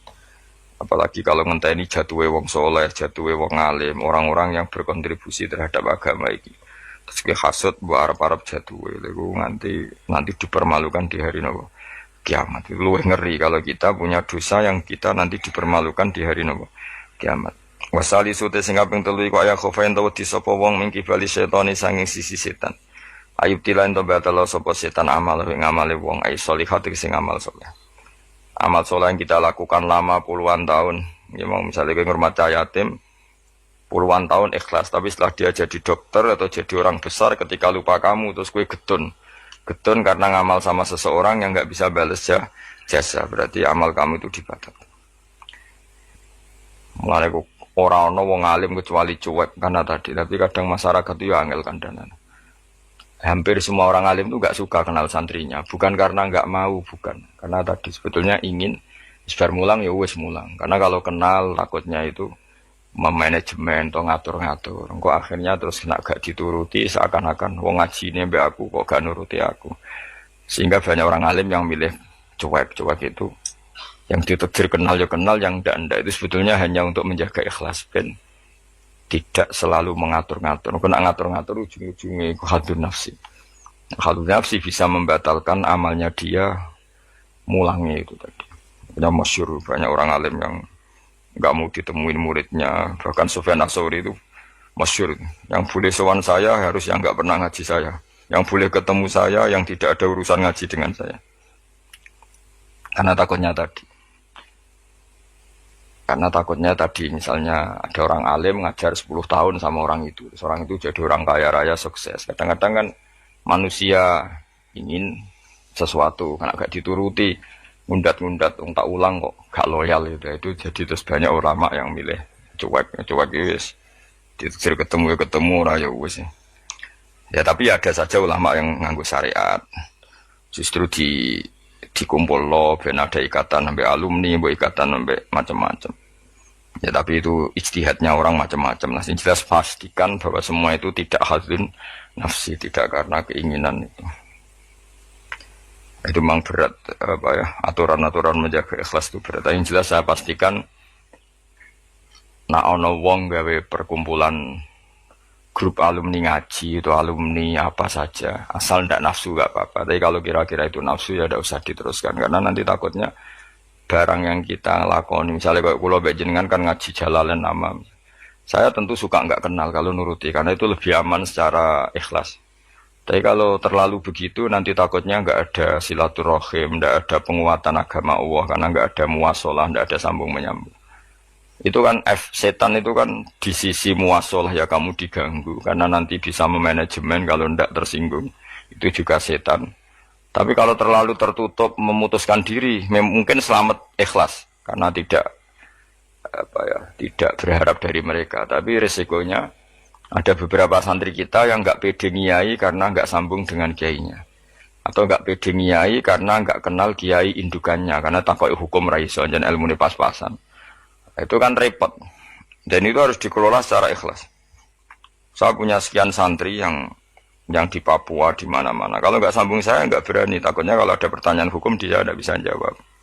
Ada orang-orang yang sebaiknya kita tidak sambung karena tipikalnya memang nggak suka sambung. Mungkin dia wataknya pemalu atau wataknya tertutup. Kita kan tidak pernah tahu-tahu watak. Ya kalau masalahnya putus ya putus, tapi jangan putus hubungan hati. Tapi dia tipikalnya orang yang nggak suka kumpul. Cara Jawa itu isinan. Kan orang itu kan macam-macam. Yang penting semuanya jangan karena hafsun nafsi. Itu eleng-elengnya. Terus makanya Sufyan Ats-Tsauri masyhur. Soalnya muridnya itu muah tenan. Karena dia takut kemudian menuntut haknya sebagai guru. Nah, korek sab'ah yang terkenal Sayyid Hamzah Az-Zayyad. Itu dia pernah ada orang sowan, ya Hamzah saya ini punya utang banyak, tolong bilang sama Muhyiddin jenengan yang kaya supaya mensyafaati saya. Jawab Hamzah, saya minta air putih sama santri saya aja nggak pernah. Menyuruh santri saya supaya melayani saya saja saya tidak pernah. Karena takut itu saya mengkonversi mulang saya menjadi loyalnya santri-santri. Dan itu menjadikan amal dunia. Itu orang dulu itu macam-macam menjaga ikhlasan sampai se ekstrim itu. Ya tentu tidak semua ulama seperti itu. Ada ulama yang suka ngongkon santri karena biar dapat barokahnya khidmah. Ada ulama yang suka minta tolong santri supaya mereka terbiasa khidmah. Itu kan istihad. Yang penting pastikan diri kamu tidak ada hadzun nafsi. Itu semuanya motifnya itu nafsu, itu jangan. Karena tadi kalau kamu terlalu tertutup, terlalu terputus, nanti nggak ada kekuatan Islam dalam hal silaturahim. Makanya dari Imam Ghazali ya tidak semua ulama kayak Hamzah Az-Zayyad, tidak semua ulama kayak Sufyan Ats-Tsauri. Tapi juga kamu jangan terlalu manajemen. Kira kuwabe umatem mbok anggap aset. Agar rombongan umroh spiro mat sak lagi terus dihitung kan. Terus itu kan ya terus repot semuanya diasetkan kan. Semuanya diasetkan. Itu ya bahaya betul itu. Bukan bahaya pada dirinya dia tapi juga bahaya bagi kelangsungan agama karena semuanya jadi materi, jadi aset, jadi itu. Ya sudah kita ngikuti aturannya Allah dan Rasul. Ya nak cara kula paling gampang ya wis alami wae alami nak sing ditakdir Allah kenal ben kenal ora ya wis penting wis buan ngono kabeh. Ya sudah darhum sudah sementing tadi ikhlas. Cek kamu memilih tidak kenal ya yang niat ikhlas, milih kenal yang niatnya ikhlas. Semuanya semua itu tidak hadun nafsi. Yang jelas paling parah itu Sufyan Ats-Tsauri wis masyhur. Saking masyhurnya sampai beliau tahu kecemplung sumur ning Arab itu kan sumure ya mesti rapati jero sumur. Kemudian dia gurunya Imam Syafi'i, gurunya ulama-ulama top. Siapa yang enggak kenal Sufyan Ats-Tsauri?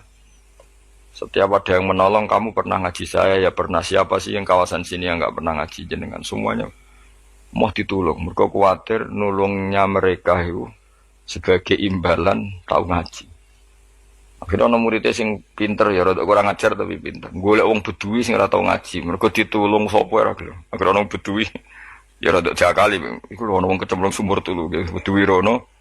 Kamu ngaji ya, ambek kowe ora kenal ngaji opo. Aja terus gelem ditulung mbek bedui. Mergo ora tau apa. Berarti wong iku nulung yo ikhlas, mergo ngerti ana kecemplung ditulung. Sufyan Ats-Tsauri ya gak perlu jadi kompensasi. Tahu ngaji sampai segitunya tuh. Paling ekstrim dalam bab itu tuh Sufyan Ats-Tsauri. Tapi wong ya keramat. Hamzah Az-Zayyad itu termasuk korek sab'ah dengan diantara kuro sab'ah ada namanya Hamzah itu ya keramat. Kiai kok kakek manajemen santri ini gue serang arah keramat. Ya, tapi yo rapopo tapi serapati keramat. Ya karena tadi apa ya tetap lama-lama itu jadi khadun nafsi. Misalnya kiai ini di biro umroh terus anak buahnya santri ini juga umroh lewat travel ya rodok piye terus gampang ada enak.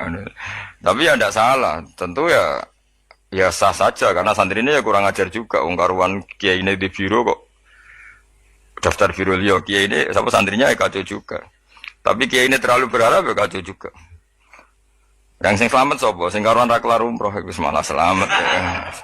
Sing diri apaan nih bocah ra kena ora ngono manfaate lah kemana ya tapi memang jangan berlebihan karena tadi Ketika ada kiai tidak mau bikin biro umroh, kemudian yang bikin orang fasik atau orang lain, kita ya kedosan karena nyugeno wong nopo fasik. Tapi ketika kamu bikin terus sampai tomak neng santri-santrimu sendiri juga bisa fasik karena terlalu memanajemen santri. Ya itu memang hidup tuh gak gampang. Tapi yang jelas yang gak bikin pun potensi dosanya tinggi karena tadi semua orang soleh tidak bikin, alasannya jago ikhlas, kemudian yang bikin wong fasik. Akhirnya komunitas ibadah umroh hanya dinikmati wong-wong nopo fasik. Karena mereka bisa bisnis secara baik. Tapi nak sing melakukan untuk orang soleh kan ya bagus karena yang labanya untuk orang soleh, kemudian manfaat untuk pondok, untuk umat. Yang jelas gak gampang lah, ngelola kebaikan gak gampang. Tapi semua itu bil ilmi, harus ada ilmunya. Mungkin suatu saat aku ke biro umroh. Pertama sing umroh kue ceblok nang Pakistan penting. Pakistan mending India, utawa Temangsang nang Singapura. Bareng komplain lagi terlantar gini komplain kue terlantar nih masar barno tak kok nih kono Pulau Karimun Pulau Nyamuk Gus lah umroh kok dok ini penebusan dosa sih lagi nih Mekah nah nak gelem ya tak gawe saiki tak kok Pulau Nyamuk sih enggak apa beristighfar cokoti nyamuk dosa milang nanti nak kita irung hilang ya terus enggak terus lagi. Kulo paling wedi nggih manajemen angel, ngaji itu angel. Tapi siapapun itu anut umumnya ulama. Setahu saya guru-guru kita ku ya ana sing gawe warung, ana sing duwe toko karena tadi nak santri blonjo ning liyane ya sakake kiaimu. Tapi kalau terlalu berharap ya sakake santri itu kan enggak gampang memanajemen. Begitu juga umroh ya gitu, haji ya gitu semuanya. Makanya Rasulullah itu unik. Rasulullah itu di banyak hal juga kelihatan nggak apa-apa nggak kenal sahabat karena ya mungkin Nabi ingin semua orang punya dunia sendiri-sendiri gitu. Tapi kadang kelihatan tanya-tanya sahabat yang nggak hadir ditanyakan, yang nggak kelihatan ditanyakan, ada yang nggak ditanyakan karena tadi tipikal orang itu macam-macam, ada yang suka ditanya, ada yang suka enggak. Allah bikin watak manusia kan beda-beda. Ono sing wong sowan kiai malah ngel-ngelo kiai. Saking sopane mlungker terus nak gak ditakoki gak omong. Malah bingung lho kiai ini maksudnya ku piye sowan mau mlungker tok terus. Ono sing sowan niku saking ramahe menomong ngerti kiai ini ra keduman omong. Oh jenenge wong akeh, ngono. Wong akeh. Ya sing barno semacam-macam dunya. Malah ngel-ngel wong semua terus piye kiye ini bukan piye. Dikandani ora roh maksude ku piye. Ditakoki yo kesel takok. Mau jawab sitok wae. Angking sopan. Warohi te kang kami papat aya khofain to wedi sapa wong mingkibal di malakil mauti saking sisi malakatul mauti. Ayak khoten to ngalap sapa wong ing wong ayak bida tegese jupuk sapa wong rohahu. Yak bida tegese jupuk sapa malakul mauti rohahu ing nyawane wong halakoni. Ing tingkah anane wong fi ghaflatin ing dalem lali anillahi taala sing Allah taala bahtatan kelan dadaan efujatan tegese dadaan min wa ditaqaddumi sababil mauti saking tanpa sebab pemulaan kematian. Kita selalu takut ujuk-ujuk malakul mauti jupuk nyawa kita dalam keadaan lupa Allah Subhanahu wa taala. Nah nek ape mati loro sik yo ana hikmahe supaya iso siap. Siap, tapi aja terus loro dunia muntek gue ngobat terus mati. Aduh sih gak sopan ya. Wah, gak sopan. Dunia loro kok nganti dunia entek lagi mati suwung nak ra bakat. Aduh, ra bakat apian. Mbok yo aja manak mati ae ra usah ngentekno dunia sik sake anakmu lho. Kadang wong kan akeh loro. Piye? Ngentekno dunia, bariku tetep mati. Cara kula iku kurang beretika. Sake anake. Aja geman ngono maksude sake kan anak apa? Jadi donga Gusti nak badhe njenengan pejahi nggih monggo mumpung niki kula pun siap wis mati. Ya nganggo dunya sak kadar aja dintekno sik tetep mati. Sampai wong tuane bingung to jenenge wong anake bingung bojomu bingung piye ndak kok tetep mati. Jebule njen dendam nih. Dendam daripada marisi anak mendingan tak gowo dhewe wae. Oh gak sopan ya. Ini rasa tahlili. Mong kelakuane ngono. Wal khamisu te sing kelima iku ngene, khofu tegese wedi sapa wong mingki bali dunya sangi sisi dunya. Mata iha tegese papai sedunya wasinatiha lan ya tegese papai sedunya ayakhtar. Yen to kebujuk sapa wong. Minane kebujuk ayat ma'inna tegese ngrasa nyaman sapa wong biha kelan dunya. Kamu setiap punya dunia itu merasa nyaman dengan dunia itu, sehingga kalau dunia itu enggak ada kamu tersiksa. Gue ya repot. Kaya sama awak dhewe rong sugih iku duwe dhuwit 1000 ngopi ya wis seneng. Barang wis sugih nek ora di tabungan 1 juta 2 juta gak nyaman. Terus akhirnya kita nyamannya dengan materi. Dhisik lunga iku ya wong mayeme nggo jimat. Saiki nek gak nggo ATM, nggo HP wis gak nyaman. Wis saiki lunga jimatem karek ning omah tetep lunga, tapi nek ATM karek utawa HP-mu karek balik. Aduh repot. Yes ngono macam-macam. Ya serapopo zaman akhir, tapi kita tetap belajar secara ilmu. Napa belajar secara. Saya mau Jakarta ya nyaman-nyaman. Sebayarno nak terlantar itu di masjid saya ini agak di hubungan WA ke Jakarta orang nyaman. Mereka pengen nyaman di Jakarta. Mereka kancane Jadi rok sampai yang nunggu, pulau kecelok wong alim termasuk apa? Pulau lu ngoning diri ora tau hubungi wong setempat wis. Anut kula biasa teng terminal Surabaya suwi bisira liwat desa.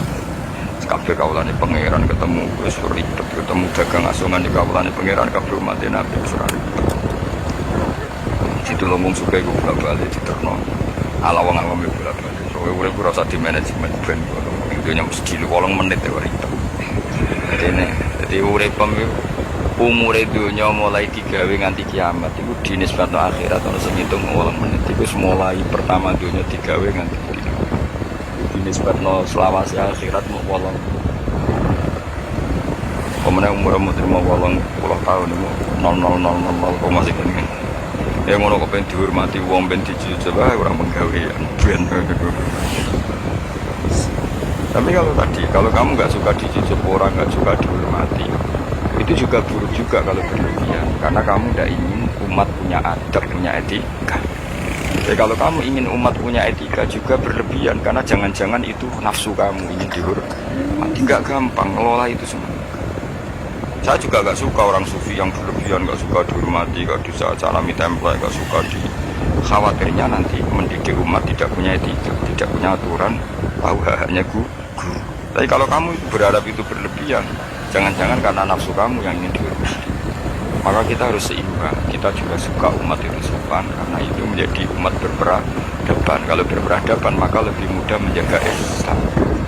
Tapi kalau kamu manfaatkan sebagai bagian jatah nafsu kamu itu pasti kamu disalahkan Allah juga.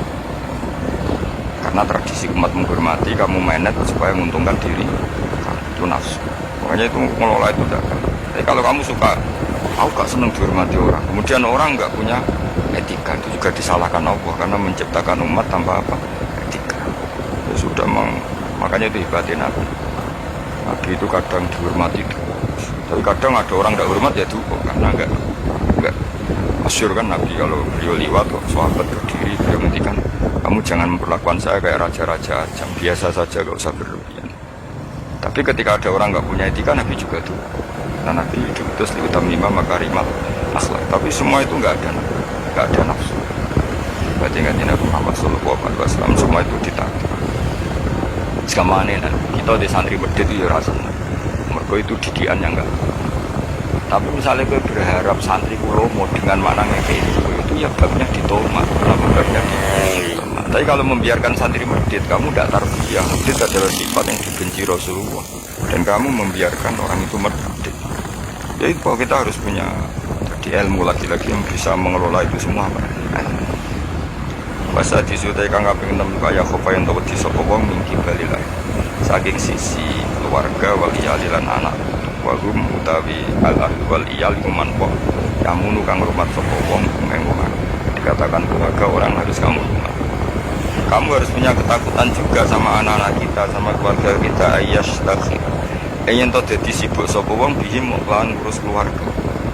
Soalnya beda anak, wae perainan, jalur perainan, buju, bronjo, urusi terus kapan keeling pangeran. Tapi misalnya kira tau ngurusi belas, malah kowe udah ke problem. Nah itu kan kita harus bisa ngelola itu. Misalnya kita jadi kiai, anak atau bocah liburan, nanti pasti dianggap gara-gara bapak mulang saya tidak pernah dijak hiburan. Akhirnya anak trauma jadi kiai. Reputasi kiai itu rata liburan. Tapi kalau kamu selalu liburan, ngaji kapan jadi kiai kamu? Nah, itu kan gak gampang ngelola itu. Tapi kalau ngaji terus sampai anak merambut jalan-jalan, nanti lama-lama anak kamu cara berdiri ngaji itu problem. Mulai kudu seimbang mesti ya anak-anak juga nanti. Kayak bujumu nanti ngetro mulai bosan baik gue ya turuti. Gue lagi mangkel turuti ben mulai. Aku suan ketemu gue cerewet juga balik mana. Jadi saya nanti tuh mau di mertua cerewet kena bujumu rakrasan nengum. Susah di mertua apian karena kadang anak ini lebih nyaman dengan ibunya dibanding sama suaminya. Jadi ono santri takut, Gus di mertua apian itu enak tuh. Mbah karek gue ternyata jawab, enak Mas. Kok iso? Dekne gue sapian, kanca gue sapian. Tapi wong tuane mertuane luwih apian. Jika anaknya tetap nyaman ning omah dibanding mbek bojo. Akhirnya tunggu ya Allah mertuaku gue apian. Ternyata baru kayak apian itu anakku nyaman mbek bojone. Mergo ning omah luwih ganas.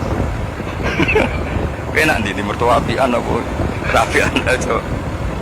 Bahaya mertua. Maksudnya terus bojomu nyaman ning omah. Ning omah iso dikai sarapan, dikai uang jalan, semua aja. Ning ngono mangan ora jelas, sarapan ora jelas. Akhirnya minggat. Tapi nak wong tuane iki cerewet juga. Mana itu kok semua omah kok mulai. Ngono anut bojomu. Karena alhamdulillah isin cerita koncoku.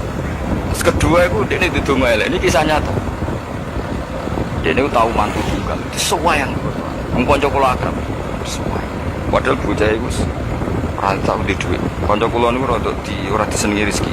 Ketok ora di hubungan baik sama malaikat Mikail. Wis jenenge rezeki gak seneng. Jenenge di duit tak kei. Jalah wong ro dekne iki ora kepengin ngekeki. Kula ngekeki dekne maksud asline ora kepengin berkos. Bos ngerti nak Mikael gak pati berkenanmu. Tapi sering tak kayak dungane ku elek ra tau. Ya pertama ra tau dung. Suwe-suwe iku dia adik ayu, adik IP-ne ku ayu, dirabi wong sugih. Wong tamat ya. Kok mertuane terus wayang mbek mantu saya. Ku anyar ngajak nomor tuane, ono ndekne ku akhire mertuane ya apa bodoh kula Gusti di mertua di mantu melarat. Saiki bodoh di mantu sugih. Ngenes langsung loro. Jadi diantara kadang ono masalah itu kita tidak pernah ngira. Ya mau pas mantu tinggal gak di rival, boleh ono mantu pendak jebule iki luwe prospek. Iku yo mahjuk wong akeh. Jadi tidak semua kebaikan mendatangkan berkah ya. Padahal mantu sing anyar ya wong apik. Wong apik dene sugih mertuane diumrohno, iki duwe kan yo apik. Tapi iki terus ngenes terus. Mahjub terus ada problem mana? Yang kita lihat mertua apian apa orang? Apian resikonya bujuk kamu lebih nyaman kalau pulang. Sebenarnya kalau kesannya pengiran, anut bagiannya pengiran, risiko tompo. Yang jelas keluarga itu jangan menyibukkan kamu angfikrillah sange eling Allah Ta'ala wa anto atilan sange tuatnya. Wal makola tu sati-sati wa nalian karoma wa wajah anahu qalman desapane wong jam'an ngumpul sopaman sitata khisolen enam hal lam yata mongkora ninggal sopaman lam yata mongko tegesi orang ninggal sopaman rijannati paring suarga matloban ing kulian mesti kulian dia tidak meninggalkan sesuatu yang menjadikan dia perlu nyari surga wala anari mahkuman anu rasa ingin rokok mahkuman ing lain. Jadi gampangannya orang yang melakukan 6 hal ini dia sudah gak perlu nyari-nyari cara masuk surga dan gak perlu nyari-nyari cara menghindar dari neraka. Dia sudah memenuhi kualifikasi untuk masuk surga. Hadis cita tu tege utai 6 iku mafatihul jannati. Kuncine swarga wa maghaliqun nari lan dadekno gemboken. Jadi kalau kamu melakukan 6 hal ini berarti kowe untuk kunci untuk masuk surga dan minangka kowe wis ngunci neraka. Jadi neraka ora ana dalan kanggo kowe. Semuanya terkunci.